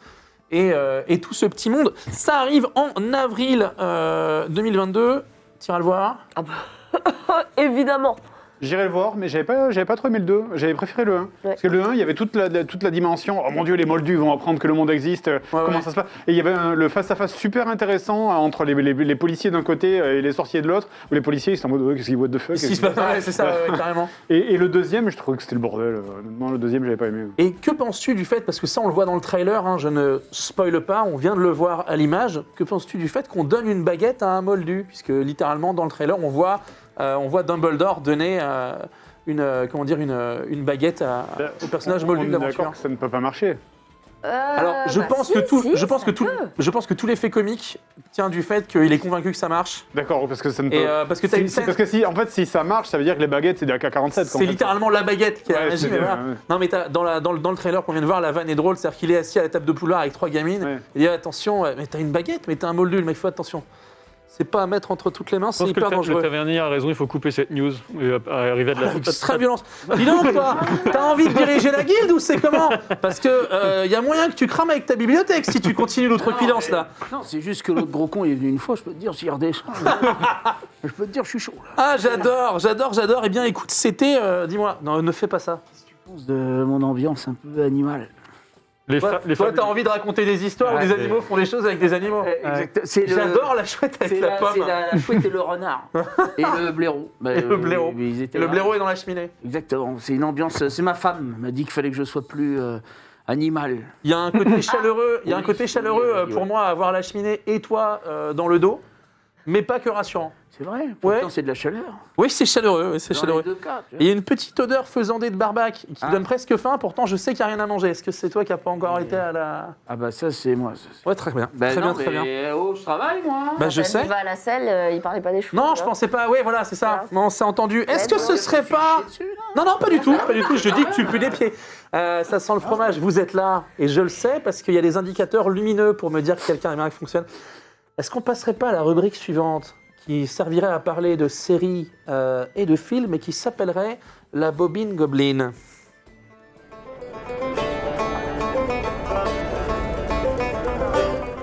Alors, les petits potes, faites comme notre tavernier, accrochez-vous à vos slobards, parce que là, on est parti pour parler avec ce bon Captain Popcorn du Seigneur des Anneaux, Gandalf, Saruman et les autres. Le thème de l'émission d'aujourd'hui, c'est le magicien. Et je vois les notes qui sont annoncées. Tu nous as préparé du lourd. Prenez vos carnets à la page 147, vos stylos, et ça va dérouler, monseigneur. Oh la vache! Ça sent fort. Oh Oh merde, la vache! ah, j'en ai marre. Il a- J'ai pas signé pour ça, moi. Oh, bah, ça, Tu racontes, il y a c'est les pas trois. possible. Oh la vache! Oh. Oh la vache! On les a cramés, les hobbits, dans la Putain, région. même moi, je sens ça d'ici. Je suis à 4 mètres de toi, quoi. J'ai envie de pleurer. J'ai pris un bain le mois dernier. C'est ça, hein? Et l'eau qui sert depuis à servir. Oh, t'avancerais pas sur la bobine, mon Dis donc, capitaine? qu'est-ce que j'ai Bah vu écoute, je peux essayer de faire ça. Hein. Donc Le le monte à 2 minutes, désolé. Ouais, je m'en doute. Hein. En vrai, ça va. Le magicien, dans toute sa splendeur, et quand on parle de magicien, on pense à Merlin éventuellement, mais à Gandalf, évidemment. Bon. Bah, bien sûr. Ah, j'aurais dit Merlin en premier, tu Moi, je vois. pense C'est pour ça que j'ai dit Merlin. Le C'est petit nain vrai dans la série M6, le magicien. Ah ouais, avec Michael Warwick Rapaport. Davis. Ou le magicien de... Attends, t'as des... La ref, Je te remercie, hein. Je te remercie. Avec la grosse valise, le marchand de jouets, continue. Absolument. Donc, Gandalf, Saruman, toute la clique, hein, j'ai envie de dire. Puisque le magicien, là, on a vraiment le parti pris du... On va parler des différentes figures du magicien au fur et à mesure des rubriques qui vont se dérouler. Et là, on a le magicien presque divin. Alors, ne vous excitez pas, hein, les fans de Tolkien. Je sais qu'on dit que les Valar ne sont pas des dieux, etc. Mais revenons sur les bases. Qui sont les Istari? Puisque l'ordre des magiciens dans la Terre du Milieu, on les appelle les Istari. Exactement. Et donc Saruman et Gandalf en font partie, mais ils ne sont pas les seuls membres de cet ordre. Et quand ils arrivent sur les Terres du Milieu, ils ne s'appellent même pas comme ça, ni Saruman, ni Non. Gandalf, etc. Saruman, il s'appelle Kurumo. Gandalf, il s'appelle Olorin. Exactement. Et puis, on a même, vous savez que dans le Hobbit, on a vu un certain Radagast, Radagast le Poivre, magicien le plus proche de la nature, des animaux, qui s'est un peu perdu, même, certains le disent, C'est désintéressé des hommes et des elfes pour plus s'intéresser à la nature, aux animaux et faire du... Un hippie, quoi. traîneau. Du traîneau dans la forêt, Ouais. exactement, merci. Laissez pousser les champignons sur la tonsure. Ouais, mais il est marrant. Et lui il s'appelle Iwandil de base Ouais. quand il arrive. Et tous, il y a aussi les deux mages bleus Dont on ne sait pas grand-chose, finalement. dont on ignore le destin final, qui ont disparu vers l'Est. Ça pourrait, si on voulait faire un spin-off... Sans doute ont-ils disparu, sans doute ont-ils été pervertis et détruits par Sauron. Voilà, ils ça sont fait partis partie, avec Saruman et il n'y a que Saruman qui est revenu. Donc déjà, c'est étrange. Voilà. Je suis parti avec Jean-Jean et Mimi aux champignons. Et on les a pas jamais Comment il revus. s'appelle le magicien qu'on voit dans le livre, dans le premier livre Il y a un très long passage qui est sur lui, mais il n'est pas du tout dans les films. Ah, Tom Bombadil. Tom Bombadil. Ouais, c'est Ah, pas, Tom c'est pas un Bombadil, magicien ce qui est n'est encore pas- un... C'est pas un magicien, c'est une grande énigme que Tolkien a laissé volontairement énigmatique. D'accord. Donc on ne sait pas si c'est un Maya, mais je vais revenir sur ces termes. Ouais. Parce que donc les Istari, ce sont des Mayars, au singulier Maya, et ce sont en fait des esprits, ce ne sont pas du tout des humains, ce sont des esprits qui sont au service des Valar. Sachant que les Valar, c'est un petit peu, on va utiliser quelques images que tout le monde va comprendre, les archanges de Dieu. Voilà. On a un dieu, Eru Ilúvatar, qui a créé le monde, ces terres du milieu, etc. Et bien au-delà. Et au service de ce dieu, on a les Valar. Et au service de ces Valar, des anges un peu de niveau inférieur, on va dire, on a les Mayars. Et ces Istari, ces magiciens, ont été envoyés sur la terre du milieu pour aider les hommes, pour les guider. Puisque même si les Valar qui vivent dans un pays reculé, Valinor, très à l'ouest, auquel on ne peut plus accéder, eh bien, ils savent que la menace de Sauron rejaillit sur les terres des milieux, et pour guider les pauvres populations face à une telle menace, elles vont envoyer ces Istari, ces magiciens. Et Le pourquoi rôle, c'est de les les- guider vers le bien, de telle sorte qu'ils ne soient pas pervertis par Sauron. Et ils qui vont traîne presque tous rater. Et pourquoi les Valar ne descendent pas de leur rocher pour finalement le faire eux-mêmes? Bah, parce qu'ils Ça, envoient des alors, mecs qu'ils ont formés pour, Marie. Attends, le micromanagement au niveau d'Ilúvatar. Non, la question, le livre, il s'est fini au bout de question deux pages. C'est vrai. trouve réponse. La question trouve réponse, puisqu'ils l'ont déjà fait. Au cours du premier âge, même au premier âge du monde, disons, en fait, ils sont intervenus, les Valar, pour se charger en personne du boss, on peut dire, du boss de Sauron, Ouais, qui s'appelle Morgoth, Ouais. et qui lui-même était un Vala, le plus puissant des Valas, mais qui a été dévoyé par son envie de domination. Ah, c'est beau ce que tu dis, parce que je me rappelle d'un chant, Absolument. et tous les Valar chantaient ensemble dans la création À d'Ilúvatar, l'unisson. à l'unisson, et lui voulait chanter mieux et plus fort et seul. Mm. Et on lui a dit, écoute, t'es sympa, tu te mets en harmonie, bonhomme, ou tu vas monter ta chorale tout seul. Voilà, tout ce que finalement, la création du monde du Seigneur des Anneaux, c'est une histoire de chorale, en fait, Vraiment. qui déconne. Ah bah c'est super. Voilà, un chant créateur. Donc, alors, pour en revenir un peu, comme tout le monde le sait, tout le monde a vu Seigneur des Anneaux, on n'est plus dans le spoiler depuis une éternité, donc Saruman tourne mal, il va céder à la corruption, il utilise le Palantir pour entrer en communication avec Sauron, il se fait choper et c'est fini pour lui. Et ce cher Saruman, Voilà. eh bien, il a un point commun étrange avec Sauron, c'est que ce sont tous les deux, puisque Sauron aussi est un Maya, ces anges de nature voilà, au service d'un Vala. Mais Il est au même niveau que les Istari, basiquement. au même niveau, sauf que lui, il est plus puissant, Sauron. Mais donc Saruman et Sauron sont de base des Mayars au service du même Vala qui s'appelle Aule, et qui est le Vala de la création. Et donc on peut voir dans une métaphore là-dessus sur le côté que eux, ils sont allés vers la volonté de dominer la création. Et ça, c'est quelque chose qui est vraiment interdit par le dieu créateur, Eru Ilúvatar. Eru Ilúvatar. Vous pouvez créer, mais tout ce que vous créez, c'est moi qui l'ai créé. Voilà. Et Olé, lui, a toujours été plutôt se mettre au service de sa création. C'est lui qui a créé les nains, mais pas dans une volonté de domination. Et ses deux serviteurs parmi les plus haut placés, donc Saruman et Sauron, eux, sont partis complètement en cacahuète. Oui, avec les Uruk-hai et... Exactement. Effectivement, on a justement pour appuyer c'est une réflexion que je me suis faite en fait en préparant cette rubrique, et on se rend compte qu'on a les Uruk-hai qui sont les orques noirs plus puissants, etc., qu'on trouve aussi bien en Mordor que du côté de Isengard, et on comprend qu'ils ont été façonnés, créés, c'est plus que des orques normaux, donc on peut voir là déjà l'influence. Oui, ils sont littéralement forgés. Et dans le film, je me souviens d'une réplique où ils disent oui, c'était des elfes avant. Hein, Oui, voilà, des elfes dévoyés qu'on a pervertis. Et ça, c'est les origines, on ne sait pas trop en fait. Soit parce que Tolkien a tout le temps changé d'idée aussi, mais bon, les orques, a priori, ce sont ou des humains ou des elfes pervertis. Et ça, ils datent de très très loin, les orques. Mais les Uruk-hai, c'est une création du 3e âge, et de Sauron et Saruman en fait. Et ils sont des orques plus qui C'est peuvent. des hybrides presque. Exactement, en fait. Ouais. Et du côté de Saruman, il y a cette spécificité. Il y a des pistes, c'est des exégètes de Tolkien qui, en fait, ce seraient des demi-orques qui seraient matinés avec des humains, de façon. Voilà, C'est pour qu'ils puissent marcher au soleil. Exactement. C'est ça. Voilà, c'est ça. Et il y On a- les voit sortir de cette peau là, de ce. Oui, c'est C'est dans le film. membrane ouais. dégueulasse. Ça, c'était plutôt bien.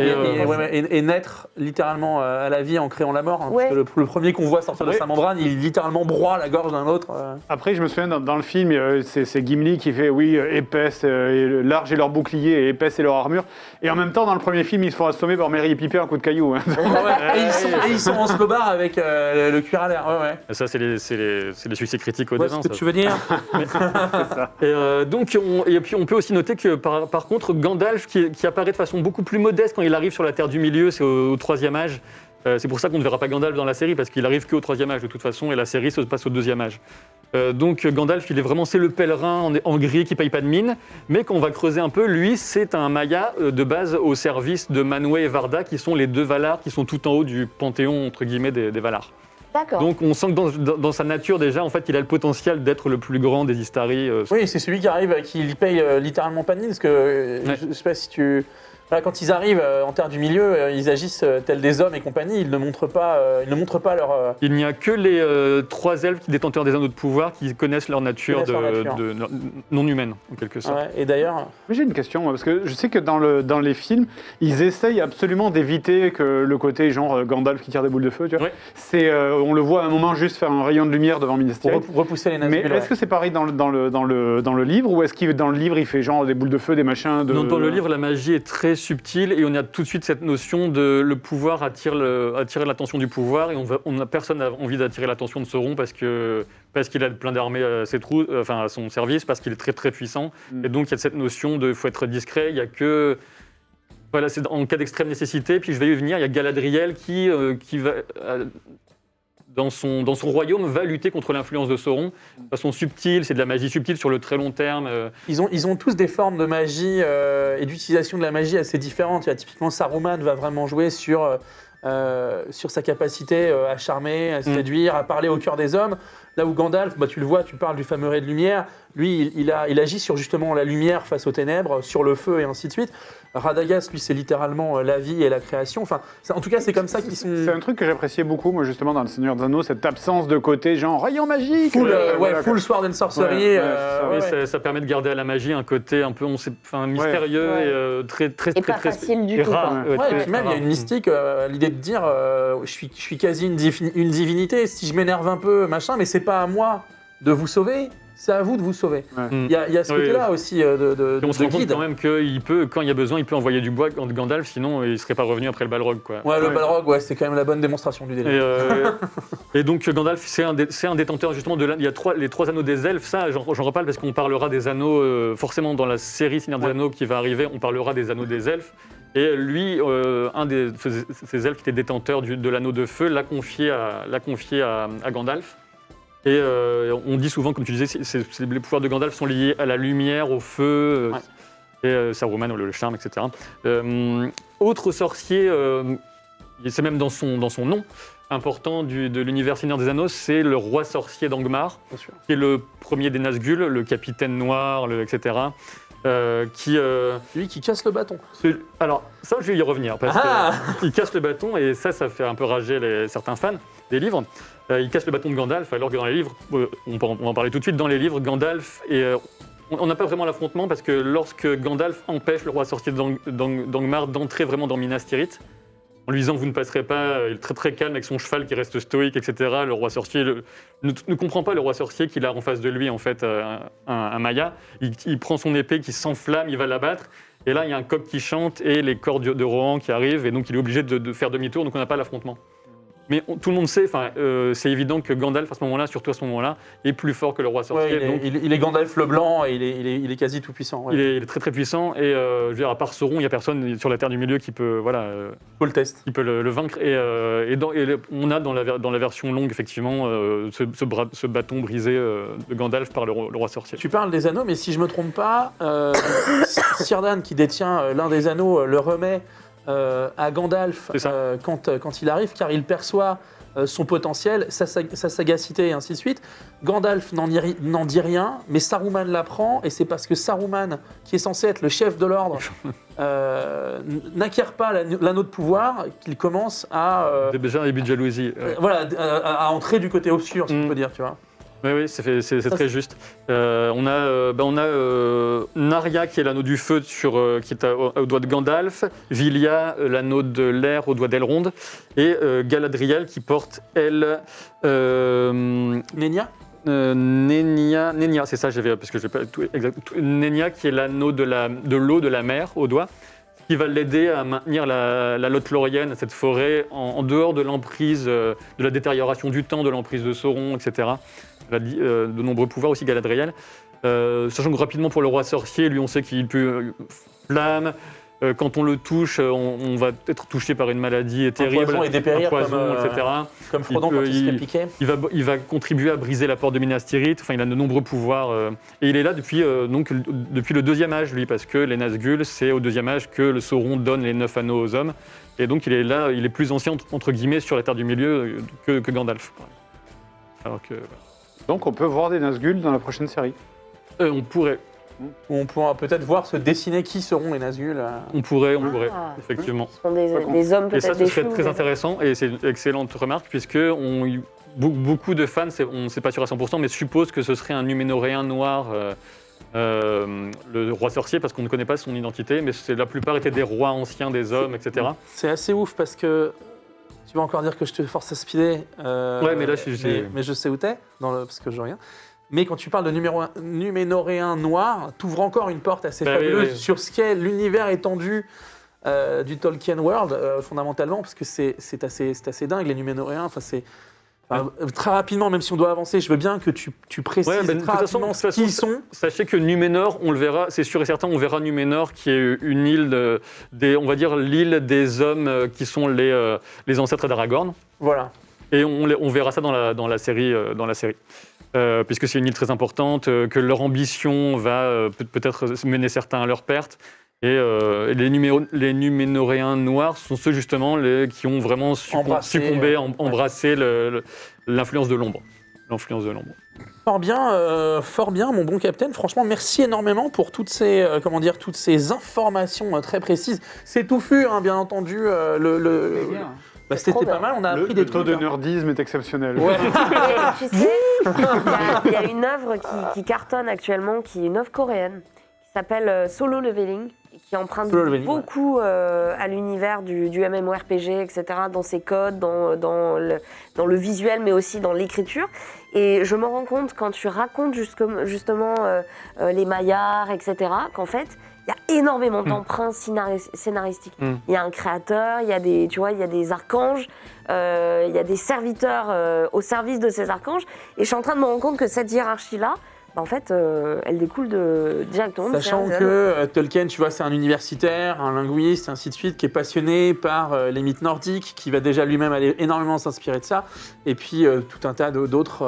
Après, de toute façon, Tolkien, c'est à la base de tout ce qu'il y a des Warhammer, Warcraft, Donjons et Dragons, c'est à la base de tout, hein, Tolkien. Et qu'il lyrique jusqu'à même l'écriture de fantasy en Asie, je trouve ça assez. C'est assez cool, c'est assez cool de le voir. En effet. Les amis, il est venu le moment d'accueillir, via notre Palantir, un autre invité de la soirée. C'est l'instant Palantir Jingle.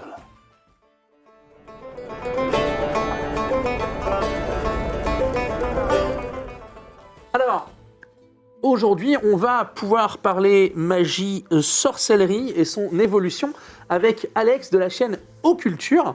Voilà, une chaîne émérite qui parle littéralement de ce que son nom indique, l'occulte et la culture de l'occulte. Est-ce que, Alex, tu nous reçois et tu es là? Absolument. Bonsoir. Salut. Tout le monde. Merci d'avoir accepté notre invitation. D'ailleurs, j'ai l'impression que Bah, notre déco à nous est un peu moins touffue que la tienne, c'est quand même vachement bien. C'est un autre genre de taverne, tu vois. Je vais chez la concurrence parce que là, j'avais pas le temps de venir, tu vois. Mais toi, t'as à boire. Quoi t'as une concurrence chez moi, toi? Non, mais non, parce que. Là, regarde, il y a de la déco, là. C'est que ces conneries, là. Merci beaucoup, Alex. Alors, bon, je viens de présenter rapidement ta chaîne, Occulture. C'est un peu plus de 300 000 abonnés sur YouTube. Tu n'es pas seul à l'animer. Et si je dois faire un très gros résumé, tu parles des différentes manifestations de l'occulte, de tout ce qui peut être de l'information et de la pédagogie, je dirais même, autour de ça. Tu parles de sorciers et tu parles de l'évolution de la sorcellerie à travers les âges. Je me trompe ou est-ce que là, ça va? Est-ce que j'oublie des choses? Oh, c'est un très beau résumé, donc en effet, t'as raison, je co-anime la chaîne avec Marc Madeleine, avec qui on a créé ça il y a plus de 5 ans maintenant, et on cherche, en tout cas, on essaye d'aller aux origines de toutes les croyances, mythes, légendes et théologies, voilà. Ok, c'est assez classe. Et d'ailleurs, je vous passe à tous le bonjour. Eh ben, écoute, tu lui rends notre salutation. Distingué, j'allais dire. Kurde. Le mec qui écrit des mails à l'administration un peu trop. Sincère salutation. Donc, du coup, on en sait un petit peu plus sur vous. Là, on vient de parler de la magie dans l'univers de Tolkien et ainsi de suite. Qu'est-ce que toi, tu peux nous dire succinctement de ce qu'est littéralement, de comment ça a évolué la magie jusqu'à aujourd'hui? Qu'est-ce que c'est la magie et la sorcellerie aujourd'hui? C'est des choses dont tu parles? C'est toujours très compliqué parce que c'est vrai que c'est un terme qui remonte à... Enfin, le sens remonte à tellement loin qu'on n'avait même pas les écrits, c'est-à-dire que si on prend la base logique de la chose, on pourrait dire que la foudre c'est déjà de la magie à une époque, et d'ailleurs c'est rentré dans la religion par exemple avec en effet Thor, c'était l'un des plus connus, donc la magie remonte à très loin et se mélange très rapidement à la religion. Et tout à l'heure en effet on parlait de Merlin qui est l'un des meilleurs exemples de l'évolution de la magie, parce que c'est pareil, Merlin on ne connaît pas exactement... son origine, mais on pense que ce qu'il a inspiré, ce sont les druides, et les druides qui étaient connectés en effet à la nature, pas que, parce qu'aujourd'hui on sait qu'il gérait aussi la politique de village, tout ça, mais en tout cas Merlin a donné la base de beaucoup de sorciers qui jouent aujourd'hui des grands rôles, comme on disait Gandalf en effet, ou Dumbledore, ou Albus Dumbledore d'ailleurs. Ouais.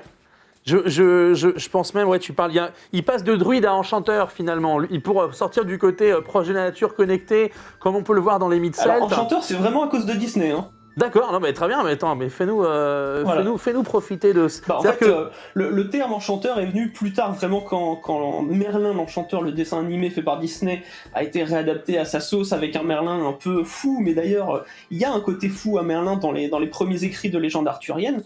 On sait que c'est quelqu'un qui est dans les bois, qui est beaucoup isolé, en fait, avant d'être conseiller d'Arthur, et quand Disney reprend le truc, le rend plus sympathique avec son hibou et à mettre tout dans un sac magique, et l'appelle l'enchanteur parce qu'il fait des enchantements. Mais avant ça, en fait, il porte pas ce surnom-là. Il en porte plusieurs, mais pas ce surnom-là. Ok, et du coup, là tu me fais penser Igitus Figidus, Archimède, sale oiseau. C'est littéralement l'un de mes Disney favoris, c'est cadeau. Oh. Voilà. Alors du coup, le Merlin de Kaamelott, il est quoi? Parce que lui, avec ses deux lui, lunettes, il est complètement... il est un peu plus repris des légendes arthuriennes, et des mythes celtes, dans le sens où on le dit qu'il est à moitié, enfin il est l'enfant d'une prostituée et d'un démon, ouais, c'est clair. Ce qui est le cas dans les légendes arthuriennes. Mais il a plus pris de la prostituée. C'est vrai qu'il l'a rendu un peu moins conseil. Qu'est-ce qui est petit et marron? Ouais, c'est ça, c'est Voilà. ça. Ouais. Pourquoi ils n'ont pas repris ce lignage chez Disney? Je comprends pas. Je saurais pas, c'est bizarre. Alors là, je n'étais pas là à la prod, je suis désolé. Tu as vu la version Merlin du film Roi Arthur avec Clive Owen, où il est littéralement beaucoup plus, voire même dans le Roi Arthur de... C'est pas Guy Ritchie, si, oui. Avec Charlie Hunnam, où il est beaucoup plus druidique. Pour toi, Merlin, ça correspond plus à ça? Tu l'as vu, ce film-là? Tu vois de quoi je te parle?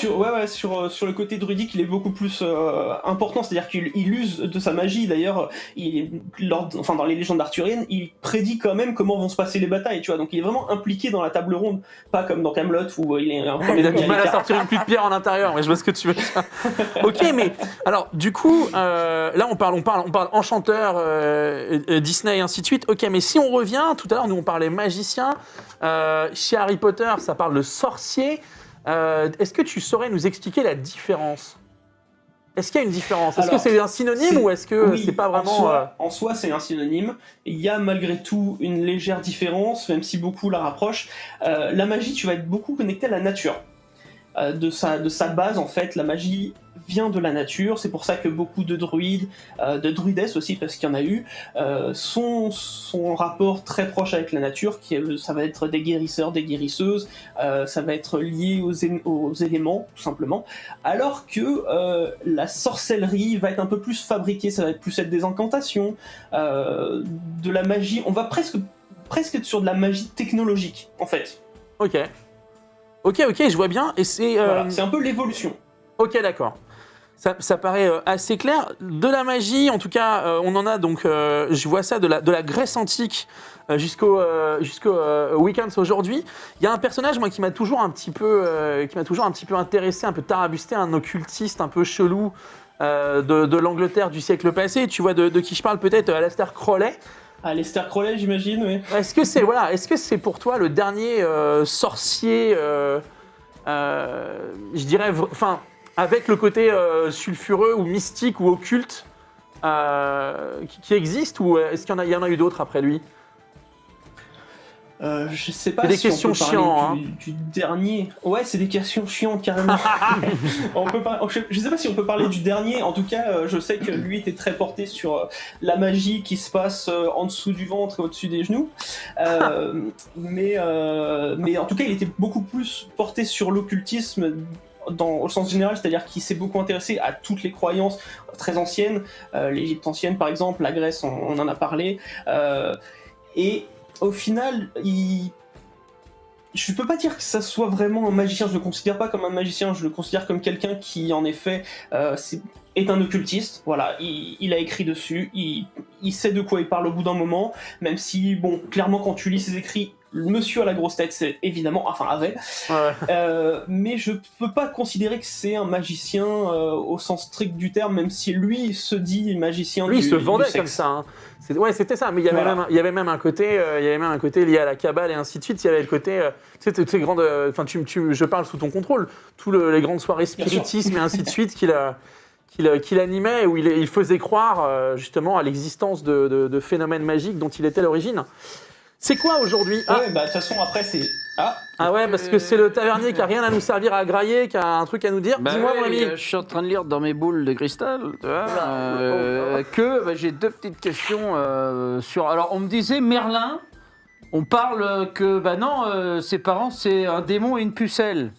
Et pas une... Merci pour la précision, voilà. Ce qu'il dit. Alors, je sais pas qui a dit la vérité. Non mais là tu reviens sur une référence, il y a Kaamelott. Littéralement, c'est pas ma question, il me demande ça. C'est en effet ça, je sais que c'est dans Kaamelott. De toute façon, en fait, on sait pas exactement, c'est vrai qu'il y a eu plusieurs retraductions, il y a eu plusieurs retravails, on sait que c'est une humaine, ça c'est évident, et ensuite il y a eu des réinterprétations, des modifications, mais c'est sûr que c'est une humaine et un démon, voilà. Yes, non, par rapport à... Le côté pucelle est venu beaucoup avec le christianisme. Hein. Ouais, c'est ça, mais non, mais en vrai, c'est vrai que la citation, quand tu le dis... Vous m'avez pas dit que vous étiez le fils d'un démon de pucelle, ouais, c'est ça, oui, mais vous avez plus pris de la pucelle. Voilà. Mais merci pour la. Mais non, mais c'est important. Mais t'as une deuxième question, parce que ça, c'était pas vraiment une question, ça, c'est quelqu'un du chat qui a un petit peu essayé de faire briller la confiture. Vas-y, raconte. Il me demande est-ce que le secret, ça fait partie de la magie? Est-ce que le secret fait partie de la magie? C'est une très bonne question. Vrai, on vous remercie dans le chat de transmettre vos questions. Une question du bac, quoi. Le secret. D'ailleurs, je suis pas sûr qu'on me laisse 4 heures, putain. N'hésitez pas si vous avez des questions. Bien entendu, on vous rappelle dans le chat que si vous voulez participer, vous participez, vous posez vos questions et le tavernier les transmettra. Est-ce que le secret, ça fait littéralement partie des ingrédients de la magie? Alors, oui. Et fais attention parce que je sais pas si c'est pas la dernière question. Le secret fait partie de la magie, et d'ailleurs dans le côté occulte, ce que c'est que c'est caché, hein, ça veut pas dire que c'est mystique ou quoi, c'est que c'est caché, c'est quelque chose qui se partage dans de petits groupes, et pareil, les enseignements druidiques se faisaient qu'à l'oral, donc quelque part c'est du secret, ça se transmet que de chef à disciple, quoi. Enseignant, enfin disciple, exactement, merci pour l'aide. Mais oui, le secret fait partie, et d'ailleurs aujourd'hui les prestidigitateurs continuent ce truc de on ne se passe les infos que entre nous. Écoute, merci. D'ailleurs, j'ai un tour de magie. Non, je suis pas sûr de vouloir le voir, moi. Si, je vous le montre. Regarde, un doigt. Je le cache. Ok. Attention. Pas Ouais. évident, je ne réussis pas à tous les coups. Je sais pas où ça va, ça. Hein. Je me concentre. Deux doigts, ok, oui, très bien. Ça, c'est de la magie. C'est incroyable. Tu te rends compte que derrière, il y a les mecs à la musique. T'as mis l'orchestre de. Et voilà, bien J'ai sûr. tout donné sur cette animation. Écoute, mon Ça cher va pas Alex, coûter. on Vous te. devriez négocier pour qu'il fasse apparaître de la bouffe, hein. Moi je dis ça. Bah écoute, c'est une très bonne idée. Je te remercie de nous la proposer. Je te remercie d'avoir accepté notre invitation. C'était notre Merci de dernière l'invitation. question. On te retrouve bien entendu sur ta chaîne YouTube Occulture, mais aussi sur les différents réseaux sociaux. Je fais confiance aux Exactement. divinités du chat pour transmettre tout de suite à nos viewers toutes ces informations. Merci beaucoup pour tes infos et d'avoir accepté d'être là avec nous. On se revoit Merci à vous, bientôt. passez une bonne soirée. À toi aussi. Merci. Merci beaucoup. Et on passe donc maintenant, les amis, à la rubrique suivante qui s'appelle l'armoire au grimoire. Ça va parler sorcier et Belgariad. Alors, on n'a pas fini de faire ramener sa science à notre bon Captain Popcorn, puisque là, on va aller chercher vers un personnage et littéralement une saga qui s'appelle la Belgariad, puis ensuite la Malorée de David Henley Eddings. Je suis très content qu'on en parle, très content que tu en parles, parce que moi, c'est littéralement l'un des premiers bouquins de fantasy qu'on m'a transmis quand j'étais ado et qui m'a mis à ce truc-là.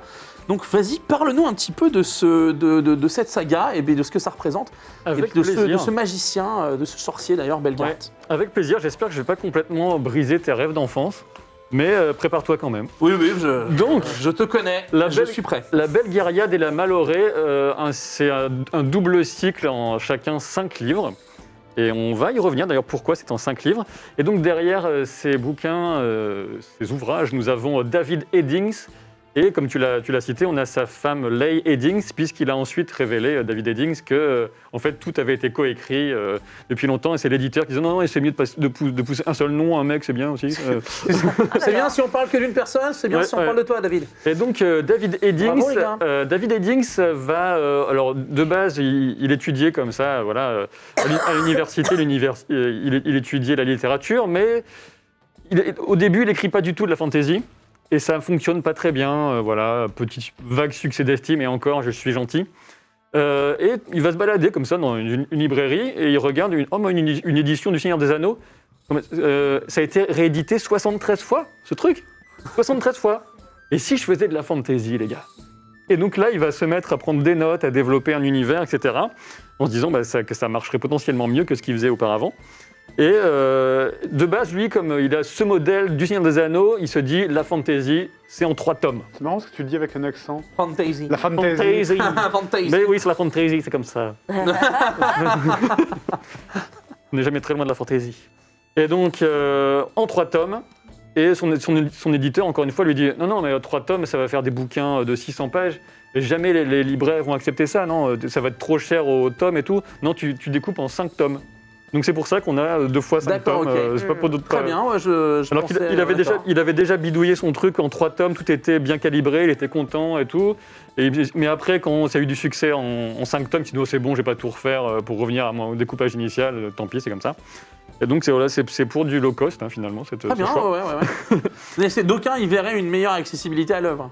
On pourrait, mais Mais non, c'est pas ça. ça peut, hein, voilà. Est-ce que tu peux nous parler un petit peu ouais, parce que je suis en train de voir que je suis en train de casser ton bullet point. Oui. Mais un peu de l'histoire, un petit peu qu'on sache de quoi on parle. Bah alors, de quoi on parle? On parle justement, j'allais venir en fait, est-ce que c'est volontaire de la part... on suppose, généralement on suppose que c'est complètement volontaire. En fait, on est dans tous les clichés de la fantasy. Il va jouer avec tout... C'est pas pour autant que c'est mauvais, attention. Il va vraiment jouer avec tous les clichés de la fantasy, le parcours du héros, le jeune garçon paumé dans un petit coin qui va être récupéré par un mentor magicien pour le mener jusqu'au sommet du monde face à un gros méchant. Parce qu'il y a le dieu méchant qui a son peuple de méchants. Tout est prédestiné un peu... il y a un peu une notion de prédestination raciale, d'ailleurs, qui est Oui. un peu gênant, qu'on retrouve un peu aussi dans Tolkien, hein, malgré tout. Oui. Mais là, encore plus marqué, vraiment, c'est encore plus gros sabot chez Eddings. Et est-ce que c'est... voilà, on présuppose qu'il a fait exprès, il s'en moquait, et ce côté pas parodique, mais presque, où vraiment il va C'est poussé, c'est assumé. il va démontrer qu'on peut jouer avec tous les clichés et faire un truc qui fonctionne, qui se vend. On le voit encore plus dans La Malorée, qui est le deuxième cycle. Donc voilà, ce qui prouve que c'est quand même un truc maîtrisé. Et donc, on est quand même dans la thématique du magicien.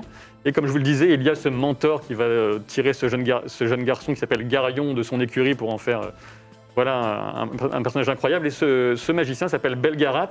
Et en fait, c'est lui qui est au cœur de l'histoire.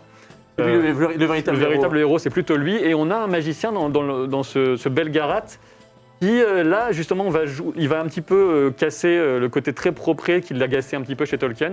Et on a un gars qui est un peu flemmard, voire débauché. Ah, complètement débauché. Ouais. Débauché, flemmard. Il va travailler vraiment quand c'est la fin du monde, quoi. Sinon, bon...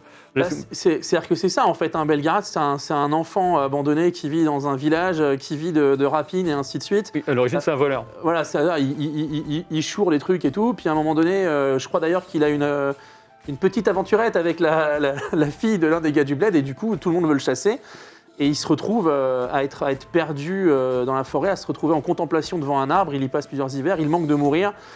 Puis il est recueilli par un être un petit peu... Voilà, et puis il se découvre qu'il a accès à des pouvoirs. Il devient le disciple d'un dieu. Et en vrai, il devient... sauf qu'on passe directement de l'enfance. Ouais. En fait, le truc intéressant dans cette saga-là, c'est tout le côté gestion de la timeline, puisque Belgarat, comme beaucoup d'autres personnages, est un immortel au service d'une cause liée au destin, et du coup, lui, il doit placer, et c'est ça qui est intéressant, le côté prédestination dont tu parlais, et en fait, il doit placer plein d'ingrédients dans le présent pour qu'un certain type d'avenir puisse se réaliser. Je sais pas si je reste assez cryptique, mais c'est très très cool. Tu parles de débauché, ouais, moi je me rappelle de phases entières où quand il prend une cuite, ça peut durer 10 ans, si tu veux, littéralement. Le gars, le côté immortel, tu vois ce que je veux dire, 10 ans quand t'es immortel, c'est rien finalement. Ouais, Il c'est chaud. C'est chaud. Il a 7000 ans et puis bon, il se présente de façon très dépenaillée, de façon volontaire aussi, avec juste une corde pour ceinture, des trucs un peu crades, un peu... Ouais, c'est le clodo magique. Un peu rapiécé, voilà, c'est ça. Et donc, cette entité dont tu parlais, c'est Aldur, avec ce dieu bénéfique, etc. On a vraiment cette opposition très manichéenne entre les dieux positifs et les dieux négatifs. Et finalement, moi, ce qui m'a fait beaucoup aimer la Belgariad et la Malorée, ce sont purement et simplement les personnages et leur dynamique entre eux, sachant qu'ils sont en fait, la plupart des personnages, ils sont aussi réduits à 1, 2, 3 maximum très saillants. La plupart aussi on va utiliser... Des analogies avec des animaux. Il a un nez de fouine de rat et en fait il se comporte un peu comme un rat. Enfin, l'image qu'on a du rat, lui c'est l'ours, lui etc. Et en fait vraiment il joue ce truc-là à fond. Et il faut quand même reconnaître qu'il a un don pour les dialogues, pour les interactions entre ces personnages. Et c'est là qu'on a toute la vie parce que l'intrigue de base est ultra bateau. Tu peux tout deviner à l'avance et t'as pas, presque dans les grandes lignes, on sait les gentils contre les méchants, on sait voilà ce qui va se passer. Mais c'est l'interaction entre toute cette équipe d'aventuriers qui est très cool. Et puis on a aussi, parce que tout à l'heure j'ai dû aller vite sur Galadriel, donc je vais quand même parler de Paul Dara, qui est la fille de Belgarat, et qui est un peu aussi, d'une certaine façon, on peut dire, c'est la co-héroïne aussi de ce cycle. Paul Gara la sorcière, exactement. Paul Gara la sorcière, elle est beaucoup plus sérieuse que son père, dont le comportement un peu débauché va l'agacer, etc. Ça vient du fait qu'il ne l'a pas élevée et qu'elle a dû... dans sa débauche, il ne s'est pas occupé d'elle, elle lui en tient rigueur pour plein d'autres choses que vous lirez quand vous lirez ça. Ouais. Et Paul Gara, après, Paul Gara, c'est aussi la merveilleuse cuisinière qui sait parler aux oiseaux, donc on est aussi dans les clichés, mais c'est pas que ça, Quand elle chante au mariage de sa sœur, elle fait toutes les voix de l'orchestre toute seule. Elle fait toutes les harmonies à 16 voix et les mecs la regardent. C'est aussi le côté, c'est la dame de fer qui a un cœur tendre, mais le côté dame de fer qui va prendre les décisions. Etc. Donc un personnage vraiment intéressant. Puis on peut parler rapidement de la mère aussi de Paul Dara, donc la compagne de Belgarat, qui de base qui est une louve. Pour les draps, la louve, ouais. Donc il fait sa connaissance alors que c'est une louve et on a un côté vraiment comme ça, très conte, très magique, où elle va ensuite prendre une forme humaine, ils vont vivre ensemble. Après, elle meurt, elle disparaît du récit, et voilà. Je ne vais pas trop en dire. Et là, tout ça pour terminer sur quelque chose qui est beaucoup moins sympathique et qui fait bizarrement écho avec certains éléments du récit, puisque aujourd'hui, c'est quelque chose qui serait ressorti beaucoup plus sur un auteur actuel, mais il se trouve qu'il y a une part très sombre dans la vie de David L.A. Eddings. C'est que en 1970... C'est là où tu vas briser mes rêves, car je ne le sais pas. En 1970, ils ont été condamnés par un tribunal, ils ont plaidé coupables d'ailleurs pour mauvais traitement. Ils ont perdu la garde de 2 enfants adoptés qu'ils avaient. Ils ont voilà. ils Ouais, avaient- c'est super. Ça fait quoi? Ça fait 16 bouquins à cramer. D'accord, parce que ils avaient- ils Après, avaient- ils l'ont peut-être cherché, les gosses, on sait pas. Ah, j'adore. Quelle angoisse. le lien de l'association pour l'enfance battue dans le Qui chat. se faisaient rosser avec des bouquins de leurs parents. L'horreur. Et non mais Arrêtons vraiment, de regarder ça. ils avaient un gamin qui avait, je sais plus, 3-4 ans et qui vivait dans une sorte de petite cage sous un escalier. Oh là là. C'est Harry voilà, Potter. non mais vraiment. Deux rêves déjà. Et, qui était, Ça qui fait était- des souvenirs, quoi. qui était voilà, qui avait toutes les, enfin voilà, c'était un enfant battu, etc. Et quand on sait que justement dans la belle guerrière de la Malorée, on a le rôle d'un enfant un peu comme ça, un orphelin qui est destiné ou qui a une grande destinée, et on se dit qu'est-ce qui se passe dans la tête? Est-ce que après on peut pas juger de la C'est façon dont assez- évoluent les gens, C'est etc. assez dingue ce que tu. Enfin, Mais, cette affaire-là, quand tu sais l'importance de la filiation et de la paternité dans le récit Tout à fait. de la Belgariade. C'est très juste, ouais. C'est fou. Il y a une vraie dichotomie entre la réalité et ce qui est. Enfin, c'est dingue. Voilà. Peut-être qu'ils pensaient créer Peut-être un qu'ils héros. pensaient que la cage était confortable. Non, non, mais créer un héros et le mettre dans des conditions extrêmement difficiles pour qu'il se libère de ses chaînes. Tu vas savoir ce qu'ils Je avaient pense dans leur que tête. juste il quoi. s'est comporté comme un salopard et qu'ils ont fait un peu de tôle, hein, tous les deux. Oh, quand même. Non, parce que ouais, c'était sérieux. Ils ont voilà. Donc je pense pas qu'on faille chercher des circonstances Ouais, ouais, ouais. atténuantes, mais T'es après. malade, hein. Non, non, ou même juste de comprendre sans accepter comprendre. Oui, Ah mais ouais, de non, comprendre, mais tu vois. non, non, moi, là- je dis pas que tu les. Mais tu vois, bon, on peut. Voilà, il se trouve qu'il maltraitait. À mon avis, c'était pas pour ses. Enfin, pour Ouais, donc t'as. de délire t'as- héroïque. un- Mais quoi qu'il en soit, peut-être qu'on peut devenir meilleur au fil du temps, ou alors peut-être que c'est un gars qui a profité du succès en faisant de la fantasy parce qu'il a vu que ça marchait, qu'il avait un certain don, mais que c'était un pourri au fond. Voilà. Ah ouais, ouais, ouais. C'est là où on se demande où on sépare l'œuvre de l'artiste. Non, mais fallait pas là. Tu vois, ça c'est bien le truc qu'on a. Non, mais. aussi là-dessus. 4 heures sur ça. Non, non, mais en effet, je te confirme, t'as tout cassé mes rêves. Mais c'est pas grave, c'est la vie. Et la vie, elle est pas juste, mon pote. Non, mais écoute, c'est très cool. J'allais vous dire, lisez La Belgariade, mais alors maintenant, je sais plus. Non, vraiment, vraiment. Mais C'est bien. Alors, moi, je pense que ça parle beaucoup aux adolescents. Et moi, quand, je l'ai lu, quand- et je crois que j'ai lu, ouais, j'avais 12-13 ans. Ouais, et quand on vieillit, qu'on y revient, on se rend compte que c'est un peu creux, qu'effectivement il y a des bons dialogues, mais pour moi il y a beaucoup de fantasy qui est meilleure que celle-là. Mais Énormément. je voulais aussi en parler parce que Belgarath c'est une grande figure de sorcier, aussi de magicien, et c'était intéressant de parler de ça. Je crois que c'est l'un des rares sorciers que l'on peut voir qui vraisemblablement a des vraies failles, mais qui sont répercutées sur un personnage qui a un caractère divin. C'est-à-dire que tu vois, qu'est-ce qui se passe quand j'ai du temps, voilà, qu'est-ce qui se passe quand le mec est triste et qui va se murger pour cuver sa tristesse. Combien de temps ça dure? Quel est le cataclysme d'un type qui a tous les pouvoirs et qui peut fendre la terre lorsqu'il décide de péter une colère parce qu'il n'est pas content? Enfin, c'est Il y a un peu... aussi ce côté, on retrouve beaucoup ce côté chez DC Comics avec les trucs sur Superman, Ah bah, qui est littéralement. quasiment un dieu en fait, qui est Superman. Et du coup, il y a eu beaucoup d'OAV ou de récits ou de comics de chez DC qui disent, qui racontent, c'est même tout le charme de la relation entre Batman et Superman. C'est si Superman demain il pète un câble, on fait quoi en fait Exactement ça, ouais, tu es le père de Dieu et ainsi de suite, comment on fait? Ouais, non, mais ça et c'est d'ailleurs quelque chose qui est assez cool. Regarde, attention, si ça c'est pas être corpo, vous n'êtes pas prêts. C'est quelque chose qui est assez cool, qu'on retrouve sur le questionnement du personnage du Homelander. Dans The Boys, The Boys. C'est vrai. qui est littéralement un Superman qui déconne hyper fort. Tu vois Oui, ce que je veux dire? complètement, Dans les grandes largeurs, tu vois. Donc c'est ok, non, mais on a fait le tour, on est pas mal. Et tu vois, on a même réduit le petit temps de retard qu'on avait pris Parfait. grâce à cette super chronique. Merci d'avoir ouvert l'armoire au grimoire, l'ami. On va pouvoir passer au brève de comptoir et on va te laisser œuvrer, chère Marie, le jingle.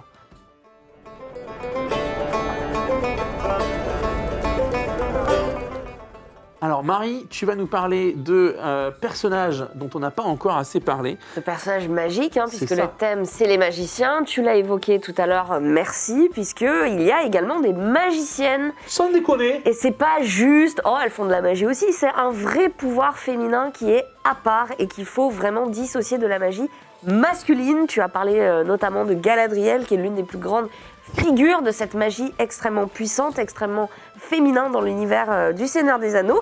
Et c'est pas la seule, puisque dans d'autres productions, on va rester corpo aussi, par exemple La Roue du Temps, eh bien c'est le cœur même du propos, puisqu'il y a la magie masculine, qui est donc interdit, qui est le Saïdin, Shahidin, ouais, qui s'oppose du coup au Saïdar, la Saïdar, pardon, la magie féminine qui est donc autorisée et c'est la seule qui d'ailleurs va essayer de rapporter l'harmonie là où il y a du bordel. Hein.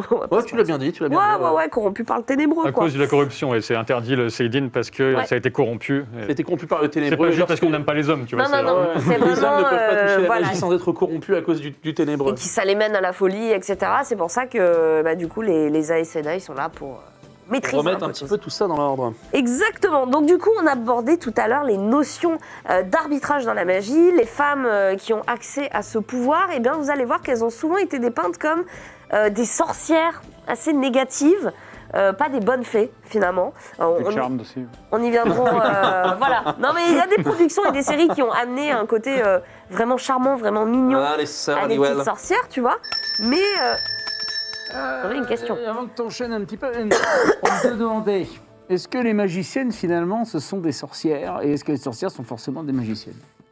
C'est une bonne question. On a 4 On heures. revient, on revient sur la question posée aux cultures, et en fait, c'est des pures questions de définition, et quand on revient sur même si on revient dans notre monde réel et pas dans la fantasy, en fait, à l'époque, genre 16e, 17e, quand il y a tous les procès, etc., en gros, les termes se valaient, et même quelquefois, magicien, c'était encore pire, tu vois, c'était pire que sorcier, en fait, c'est interchangeable, et ça va devenir plus spécifique ensuite dans les œuvres, dans certains jeux, etc. Mais On te remercie d'avoir mis les points sur les i. Ouais, elle a bien raison. Ouais. Du coup, donc on parlait de ces connotations négatives, par exemple, eh bien dans Blanche-Neige, celle qui fait croquer la pomme empoisonnée, eh bien c'est une sorcière et en plus elle est bien moche. Ouais, bien Hansel moche. et Gretel, le magicien d'Oz, on a vraiment cette image de la vieille, il y a aussi Yubaba. Oui, Qui, pour le coup, Zeniba Yubaba, ouais. Et puis, méchante, Du camp, ça, d'ailleurs, le côté de la vieille sorcière avec un nez crochu et des verrues. C'est Disney qui nous l'a apporté ou ça... oh, c'est bien plus avant ancien. même. ça, c'était une bonne question qu'il aurait fallu poser à Alex Ah, de aux Haute Culture. ouais. Non, c'est vrai. Mais on note.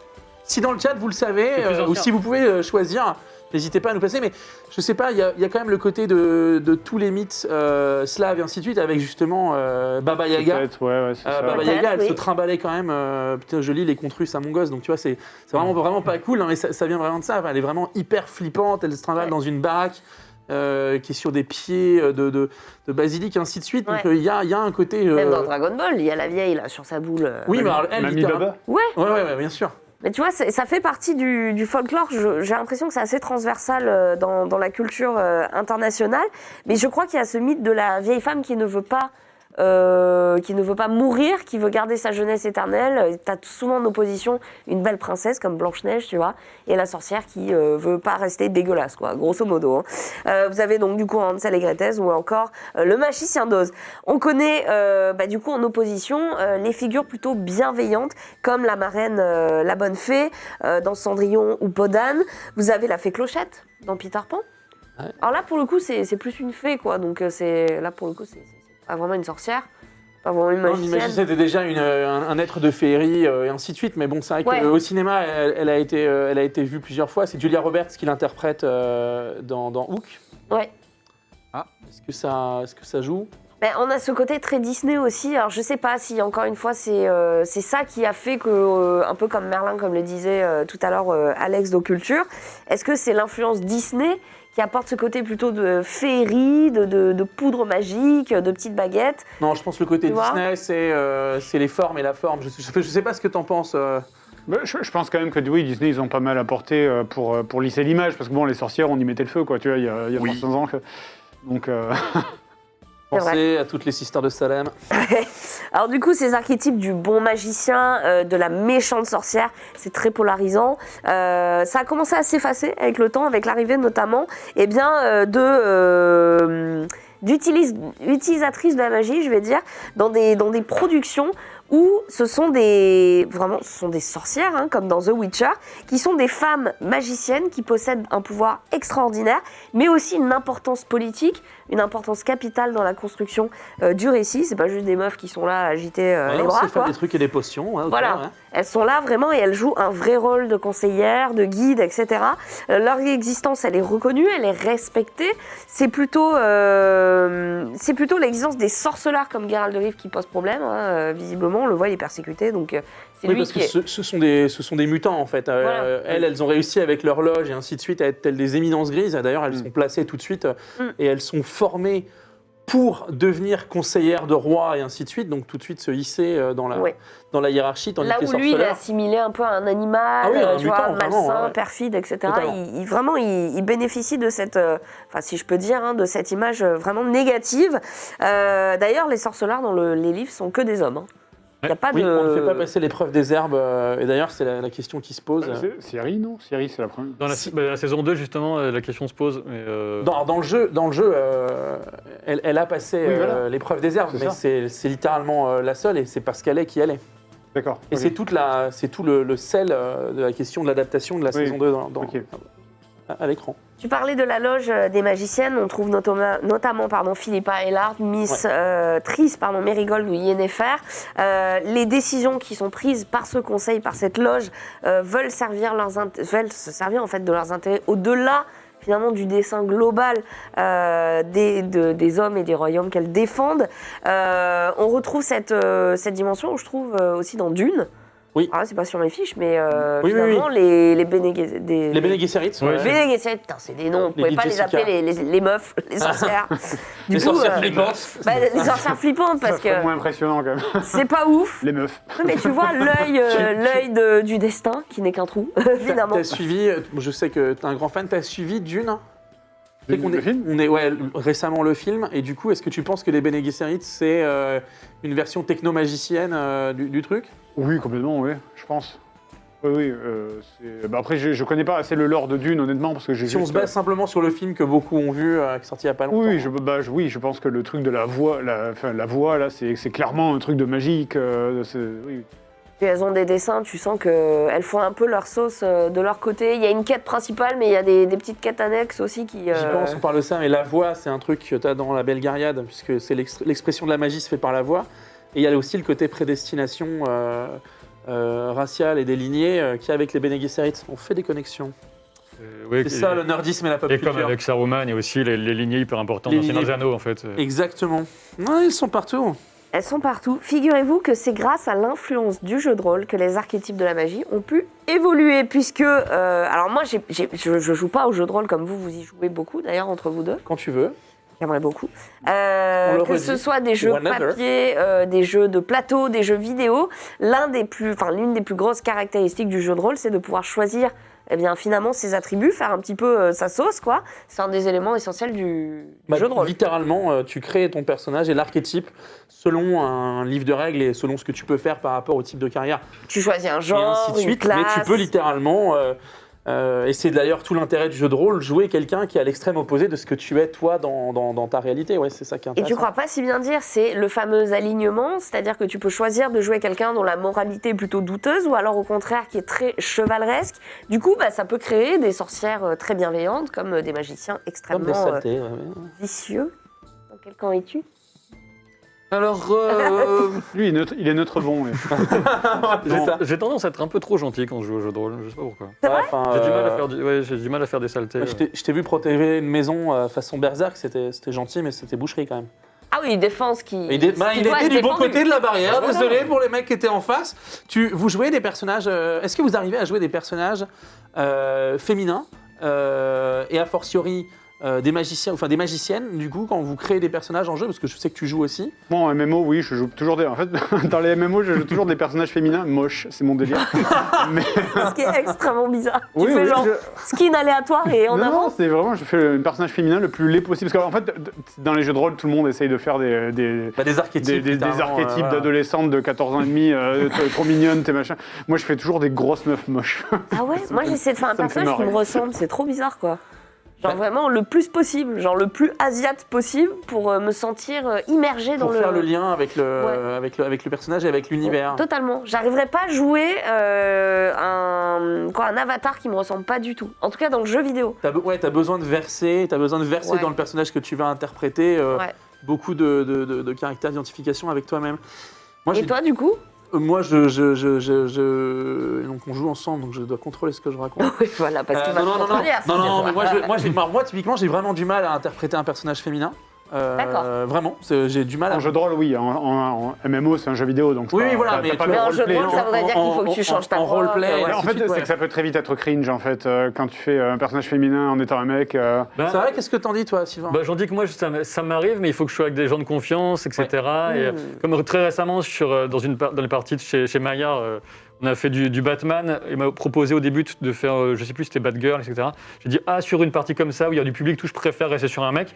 Mais entre potes, ça m'est déjà arrivé de jouer enfin, une adolescente, en l'occurrence, quand il fait référence à la partie, Ouais. dans la baraque où j'ai fait un massacre, parce que c'est une adolescente druidesque qui peut se transformer en ours, donc voilà. Mais je prends une petite voix et tout, un peu rigolote. Et En fait, voilà. bon, c'est ça. Faut pas qu'il y ait d'interaction amoureuse avec un autre pote Ouais, sur la table, parce que là, vraiment, ça Oui, devient- les regards commencent à être gênants. Oula. c'est là que ça devient. C'est là que ça. Moi, c'est là que ça j'avais devient joué un grave. personnage féminin sur un JDR qui s'appelait Lycéenne RPG, qui est un truc japonais. Le titre. C'est vraiment, c'est le délire. En fait, c'est juste, c'est dans un. Lycéenne tous les RPG. joueurs incarnent une lycéenne dans un lycée japonais. Et c'est rigolo. C'est à la con.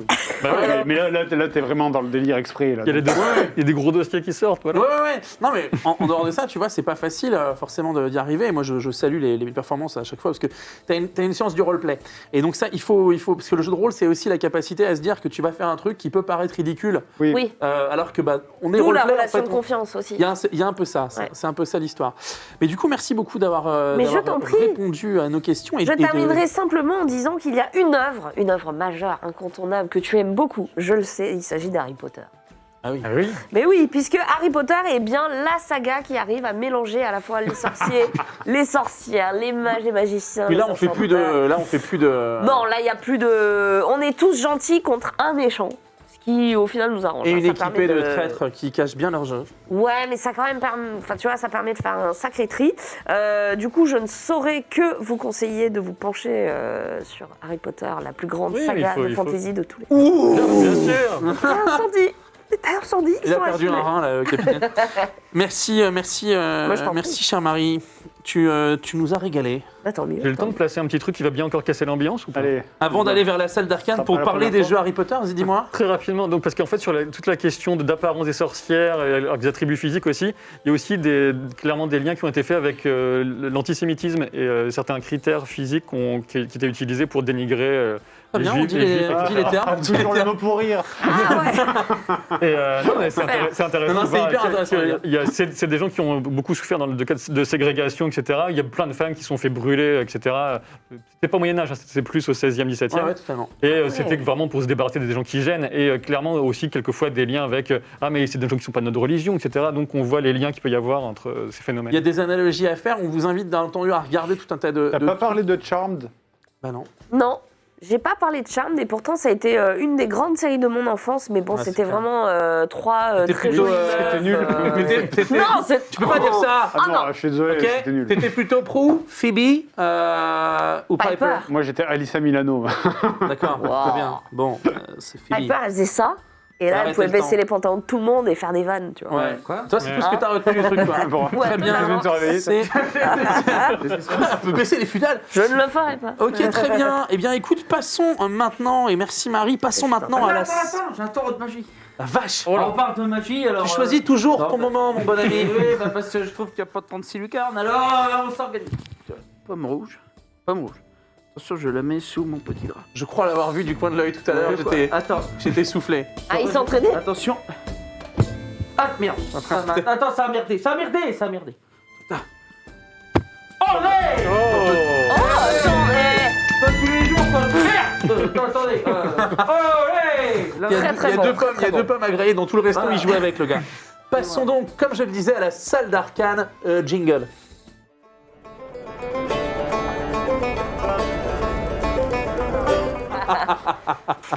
J'espère qu'on va pas reparler d'Harry Potter. Oh, Écoute, vu le créneau, on a 5 minutes. Ah, c'est bien.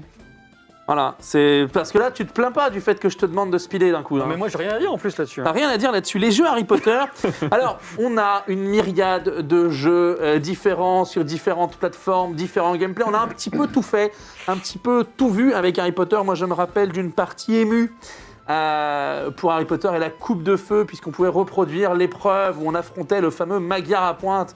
Vraiment sur le balai, c'était immersif, c'était fou, c'était complètement C'est linéaire. pas le meilleur, hein, en plus. Non, clairement pas le meilleur.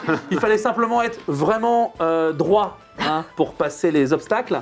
Non, les jeux Harry Potter, c'est pas vraiment le truc, même si ce qui est en train d'arriver. Oui, Hogwarts Legacy, très hâte. Voilà, ça donne assez faim. m'excite. Ouais. C'est quoi ton lien au jeu Harry Potter? Pas grand chose, franchement honnêtement on y a joué pour les besoins de notre vidéo sur Harry Potter, mais en vrai moi-même j'y ai pas joué à l'époque, parce qu'en fait le truc c'est que moi Harry Potter j'ai vu les films extrêmement tard, quand c'est sorti en 2000, Harry Potter c'est sorti en 2001, non c'est pas ça, enfin en tout cas les jeux... 2001, ouais. Enfin en tout cas les films et du coup les jeux. Les jeux, le premier Harry Potter et la pierre philosophale sorti en 2001, moi les films je les ai vus vraiment je pense 5 ou 10 ans plus tard quoi. Parce que c'était 2000, en 2001, j'avais 19 ans, je crois. Donc, Je dis que c'est le Gandalf de reprend. mais du coup, forcément, bah, c'était un peu genre pour les gosses, c'était Harry Potter, donc c'est pour ça que j'ai pas regardé. C'était Mais au final, j'ai adoré. Quand j'ai regardé, j'ai trop kiffé. Je les ai vus plusieurs fois. Mais ouais, les jeux Harry Potter, eux, par contre, bah, c'est-à-dire que Harry Potter et la pierre philosophale et la chambre des secrets, ça arrive, donc vraiment, on est sur la fin de vie de la PlayStation, qui est déjà sortie depuis plusieurs années. Graphiquement, enfin, il y a beaucoup la nostalgie qui parle. Je sais que les gens, quand ils parlent de la pierre philosophale ou de la chambre des secrets, ils sont là à faire « Oh là là, qu'est-ce que c'était bien ces jeux !» Mais en vrai, techniquement, ils étaient dégueulasses, ils étaient épouvantables, hein, ces jeux à l'époque où ils sont sortis. Donc c'est beaucoup la nostalgie qui parle là-dessus. Mais ouais, c'est... Ah oui. Oh bordel. Ah oui, non mais voilà. Non, mais ça en 2001, c'est chaud quoi. Mais après, bon, voilà, le truc c'est que ce jeu. Tu faisais les scouts à pétard et compagnie. Ouais. Ouais, Ça en 2001, c'était pas ouf. Non, pas genre le non, triple A, quoi. ça c'est pas. En 2001, ça c'est pas ouf. Alors l'avantage c'est que le jeu est quand même grand.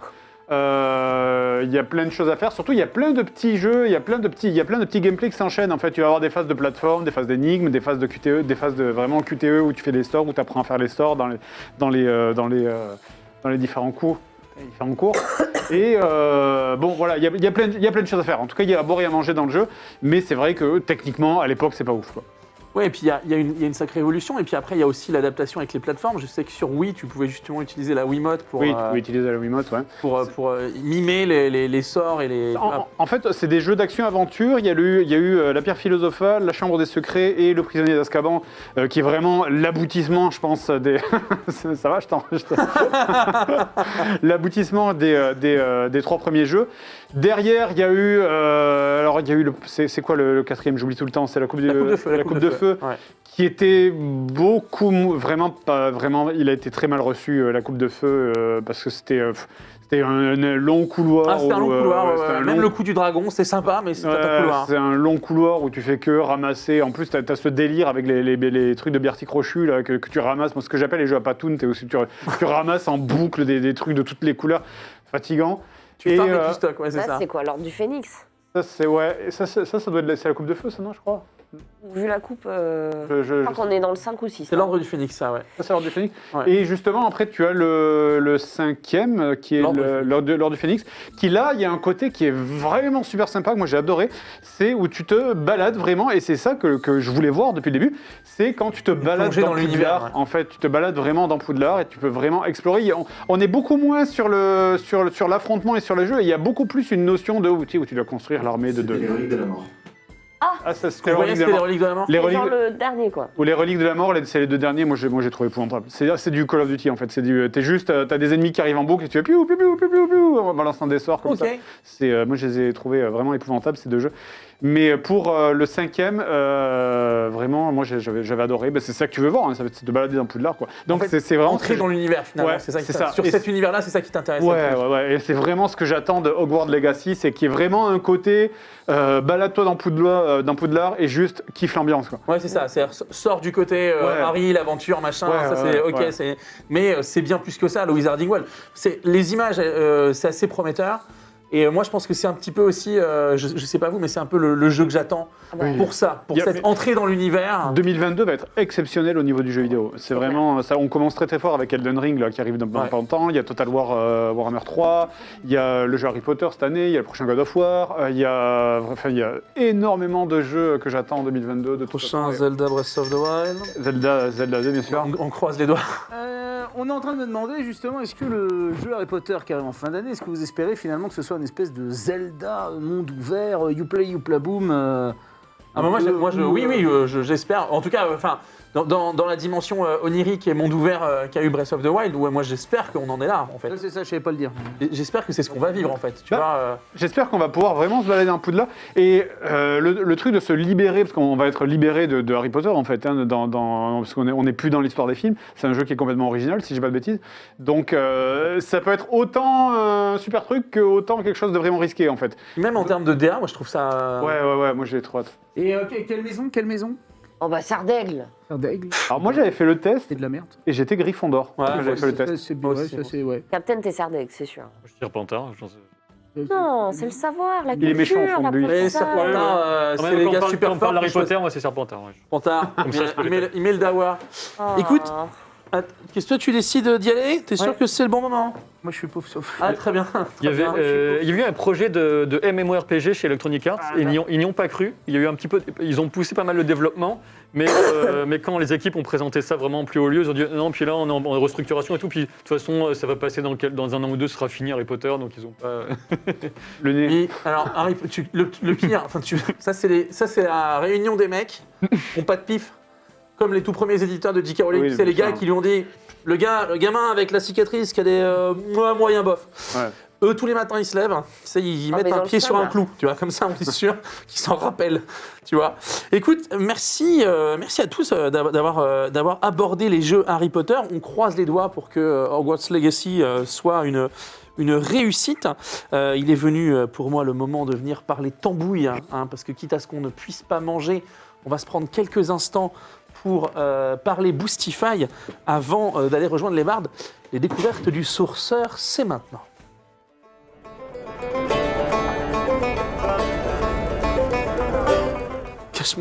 Cache-moi donc ce jambon que je ne saurais voir. Non, une minute. Pour Pleurer. ce jambon. Ah mon dieu, on va C'est pouvoir la le- magie. Franchement, c'est beau ce que tu fais. Allez, t'as vu hein. Ça nous donne presque envie de manger. Tu as un tour de magie. Vas-y, fais-nous un tour de magie. Ok, je sens. Je sais où ça va aller. Attention, parce que c'est pas simple ça aussi. Ouais, vas-y, dis-moi. Impressionnant. Hyper impressionnant. Magie! C'est beau, c'est beau. C'est très très T'as vu beau. ce qu'on est censé faire ici. Ouais, c'est même pas d'accord. mais tu sais quoi? Quand il n'y a pas bouffé à boire, t'as du boulot à trouver. Ah bah. C'est le moment où je suis en train de rattraper le chrono pour qu'on puisse avancer et vous parler un petit peu de tambouille. On a parlé Harry Potter, on a parlé magie, on a parlé du fait que nous n'avions pas de nourriture. Parmi les différentes recettes que j'ai pu créer et réfléchir et adapter par le passé, il y en a une qu'on avait envie avec une liaison très bizarre, qu'on avait envie de partager avec vous, qui était le strudel de Queenie. Donc voilà, le strudel, c'est une pâtisserie assez connue que vous avez pu voir dans d'autres références cinématographiques. On découvre celui-ci et la recette est inspirée de celui que l'on voit dans le premier film Les Animaux Fantastiques, puisqu'en fait l'une des plongées du personnage de Jacob dans le monde des sorciers se fait avec un strudel qui est créé devant ses yeux par Queenie Goldstein. Alors ça c'est très rapidement par rapport à la méta de l'univers, on n'est pas censé pouvoir créer de la nourriture avec la magie dans Harry Potter, mais au niveau du film, je pense qu'ils s'en sont moqués. Comment faire cette pâtisserie relativement facilement à la maison? Soit vous savez faire une pâte brisée, soit vous ne savez pas. Achetez mes livres, vous apprendrez à le faire. Sinon, vous achetez des pâtes brisées faites dans le commerce ou à votre boulanger. Vous prenez pâte brisée, pâte feuilletée, vous choisissez vraiment la pâte qui vous convient pour la pâtisserie. Vous allez prendre des pommes, les couper en dés pour certaines, en garder une partie parce qu'il faudra en faire des lamelles. Ces pommes, vous allez les faire revenir dans un beurre que vous aurez fait fondre dans une poêle à feu moyen. Et puis une fois que ces pommes auront un petit peu caramélisé, vous ajouterez du sucre roux, vous ajouterez de la mélasse ou alors du miel. Vous pourrez bien entendu ajouter à ça quelques épices, cannelle et gingembre moulu pour donner énormément de goût et apporter un côté un petit peu hivernal à tout ça, voire même un petit côté épice de Noël, hein. On peut très clairement le dire. Une fois que vous aurez réalisé ces pommes caramélisées, vous ajouterez des amandes effilées à votre préparation et vous aurez votre garniture à strudel. Là-dessus, sur une feuille de papier sulfurisé, vous mettez une abaisse de pâte brisée ou de pâte feuilletée, vous recouvrez avec vos pommes caramélisées aux amandes, vous remettez une pâte dessus, vous faites de belles formes, vous pouvez même avec vos excédents de pâte faire de belles décorations. Ce que vous pouvez faire aussi, c'est avec les pommes qui vous restent, les couper en fines lamelles et les rouler pour en faire de belles roses. Vous badigeonnez les pâtes d'œufs, de jaune d'œuf ou d'un petit peu de lait et vous enfournez 30 minutes à 180 degrés. Voilà comment vous vous retrouvez avec ce genre de magnifique pâtisserie que vous pouvez facilement partager et facilement accompagner, certes, soit de crème glacée, soit de crème aigre, de crème fouettée, comme vous le voulez. Je ne sais pas si ça t'a donné faim. Je peux te faire un autre tour de magie. Moi, t'en as rien eu à foutre. J'espère que vous, ça vous a donné faim. J'espère que ça vous a donné faim et que vous le referez à la maison. Mais si, ça m'a marre. Vends-moi ton tour, mon ami. Je parlais d'un truc aux pommes. Un truc aux pommes. Je vais te... Des pommes. Des pommes. Bah oui, mais ils filment rien, les autres, là-bas.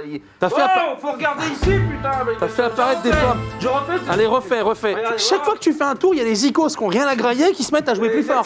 Mais ils ont que ça à foutre. Vas-y. Putain, mais c'est trop tard. Allez, voilà, il ne veut plus le faire. Super. Je retourne m'installer et... Mais t'as changé le mobilier en plus, regarde. Je retourne m'installer. Je change la déco un peu. Et puis normalement, je vous reprends par ici. Je regarde au milieu. Normalement, on va du côté des bardes. Jingle.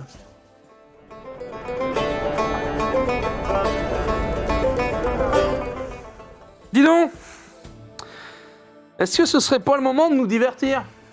Mais... T'as dit pas une pièce à me foutre dans la fente, non? Qu'est-ce que t'as brûlé? Alors, bon bah je vais essayer de vous divertir. Depuis tout à l'heure, je fais des petits tours. J'avais faim, mais c'est fini. C'est terminé. T'as eu l'image? Je vais te mettre le son. Alors, c'est parti. On va faire un petit jeu. Un petit quiz peut-être. Oui. Et j'ai préparé ça, donc c'est mieux. Alors, à gagner.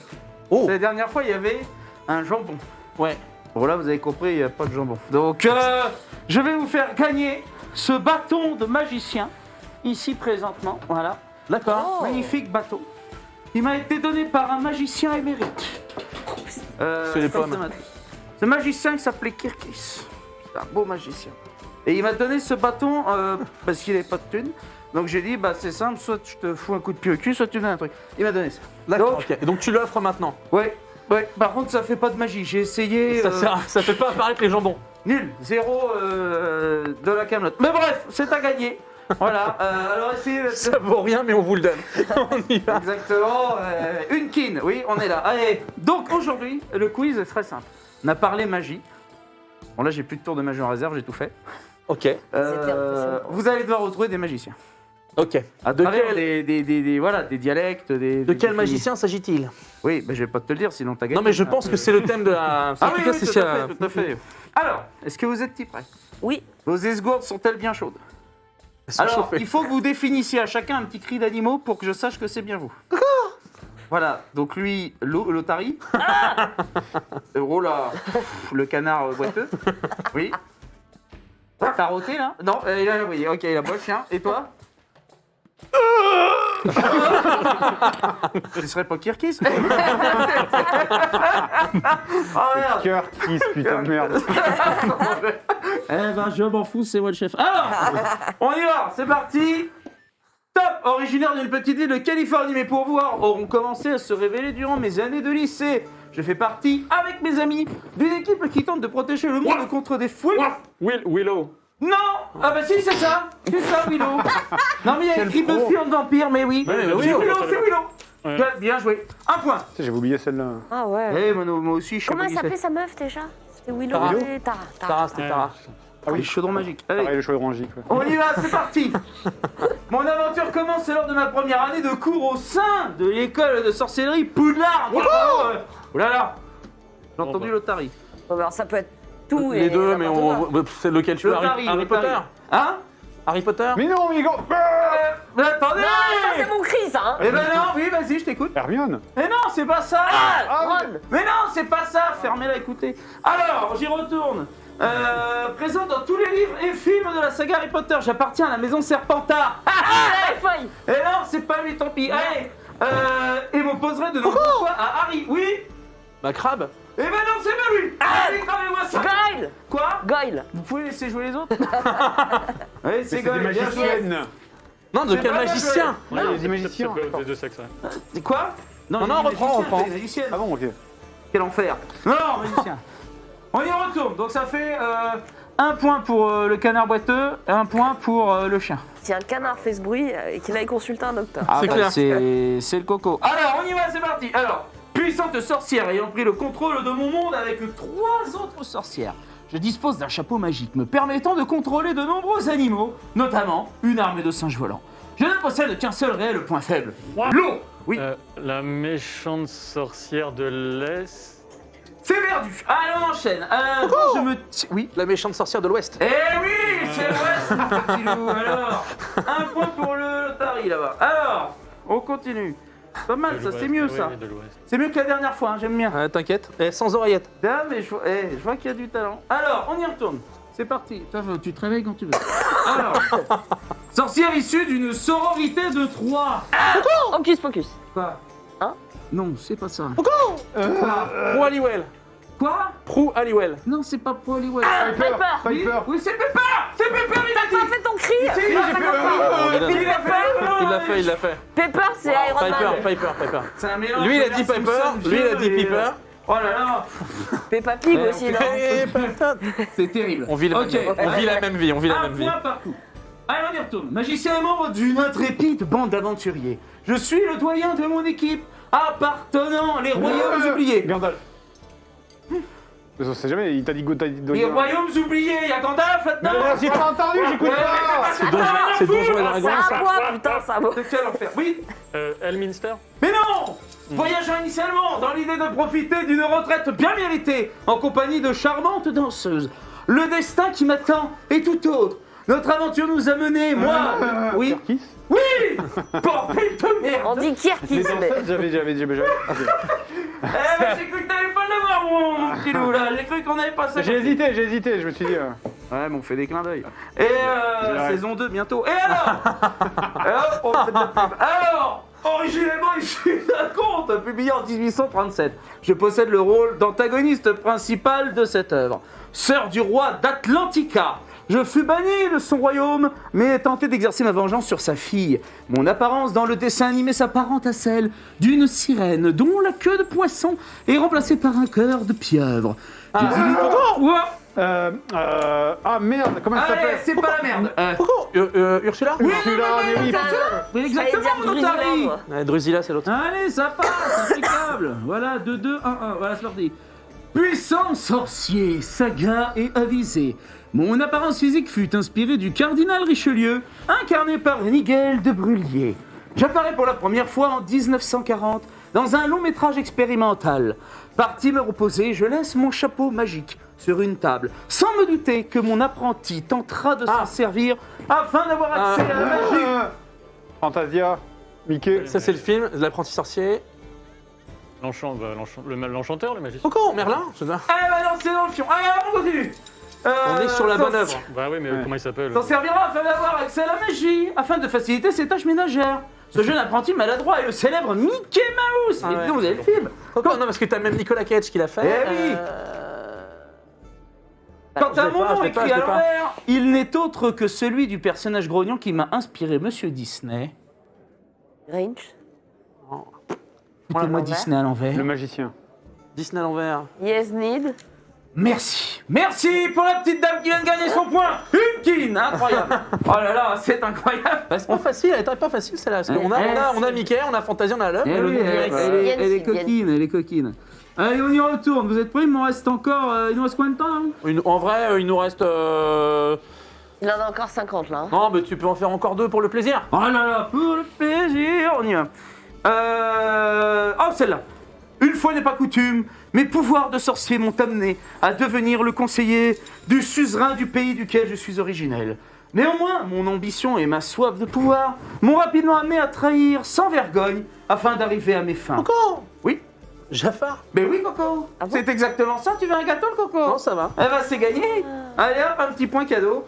Et on termine, petite dernière. Je partais sur Is No Good au départ. Mais ouais, Et je me suis dit, le magicien des deux, c'est. Enfin, espèce nous fera un sort, on est... Oh là, Ouais. ça va être chaud. Pour le chien, c'est perdu. Même si tu trouves, c'est pas bien. Est-ce que tu veux que je triple les points pour rattraper ton retard? Le mec, t'as pas de tambouille. Non, mais c'est pour l'aider parce que... T'as pas du boire et tu fais un super bingo. Mais Voilà, vas-y. On s'organise. On y va. Alors, on y retourne. 3 points, le chien. Concentre-toi. Puissant sorcier et personnage récurrent de la série dont je suis issu. Je possède également d'autres titres tels que le Seigneur du Malin ou Roi des voleurs. Originaire d'un peuple de femmes du désert. Coco. C'est Ganondorf. Comment tu dis? Ganon ou Ganondorf. Mais Quoi? Non, sans te déconner. Redis-moi. Je me trompe à ce niveau-là, non. Redis-moi. Ganondorf. Oui, c'est pas mal, c'est ça. Allez, c'est gagné! Et c'est donc, eh bien, ma petite Tari qui remporte ce jeu incroyable! Petite Et Tari. le bâton de... Je vais me lever pour venir le chercher de toute C'est vrai, façon. une hyène dans la tête. Kermit la Grande. Allez hop! En t'en remerciant. Les amis, je vais vous laisser repartir préparer les chevaux et aller chercher Tambouille ailleurs. Alors, je tiens à m'excuser quand même auprès de notre invité, je n'avais rien à bouffer. Ah bah oui. Oui, il est où le saucisson là? Et tu sais, Tu le sais trop bien. Ouais, je le sais. Je sais où il est toi aussi, tu le sais. Merci en tout cas. J'espère que vous êtes là. Ils sont là ou ils sont là? Ouais, vous êtes là. Ouais, vous êtes là, c'est parfait. Franchement, on a passé une bonne soirée à parler magicien, magie, sorcellerie, magicienne et ainsi de suite. T'avais pas grand-chose à nous offrir à boire et à manger. Malgré ça, la compagnie était bonne, les tours étaient bons et on sent que tu t'es démené pour apporter chaleur et vie dans cette taverne. C'est pour l'année, c'est pour la bonne année. C'est pour la bonne année, c'est pour lancer ça. amener de la gaieté, de la joie et de la bonne humeur parce on en manque. Écoute, Donc, c'est le plaisir. j'ai une bonne nouvelle pour aller dans ce sens-là. Sachez-le, les amis, déjà, merci d'avoir passé la soirée avec nous. On espère que vous avez passé un bon moment. La bonne nouvelle, c'est bien que nous avons changé de périodicité. La taverne aura lieu maintenant mensuellement, Mais non. à raison d'une date par mois, et nous allons faire en sorte que ce soit, je crois, le premier jeudi du mois. En tout cas, on va essayer. Suivez les réseaux Vous sociaux. viendrez ici tous les mois? Bah normalement, oui. C'est vrai? Normalement, oui. Musique. Voilà. Suivez les réseaux sociaux de Prime Vidéo pour ne pas manquer la prochaine date, notre prochaine venue ici. En attendant, je m'occupe de préparer le ravitaillement de la taverne pour la prochaine. Et on vous souhaite une très très bonne soirée. Merci d'avoir été avec nous, les amis. À très bientôt. Du coup, J'espère que la prochaine fois on sera pas en travaux parce que je suis désolé. ouais, jambon quoi.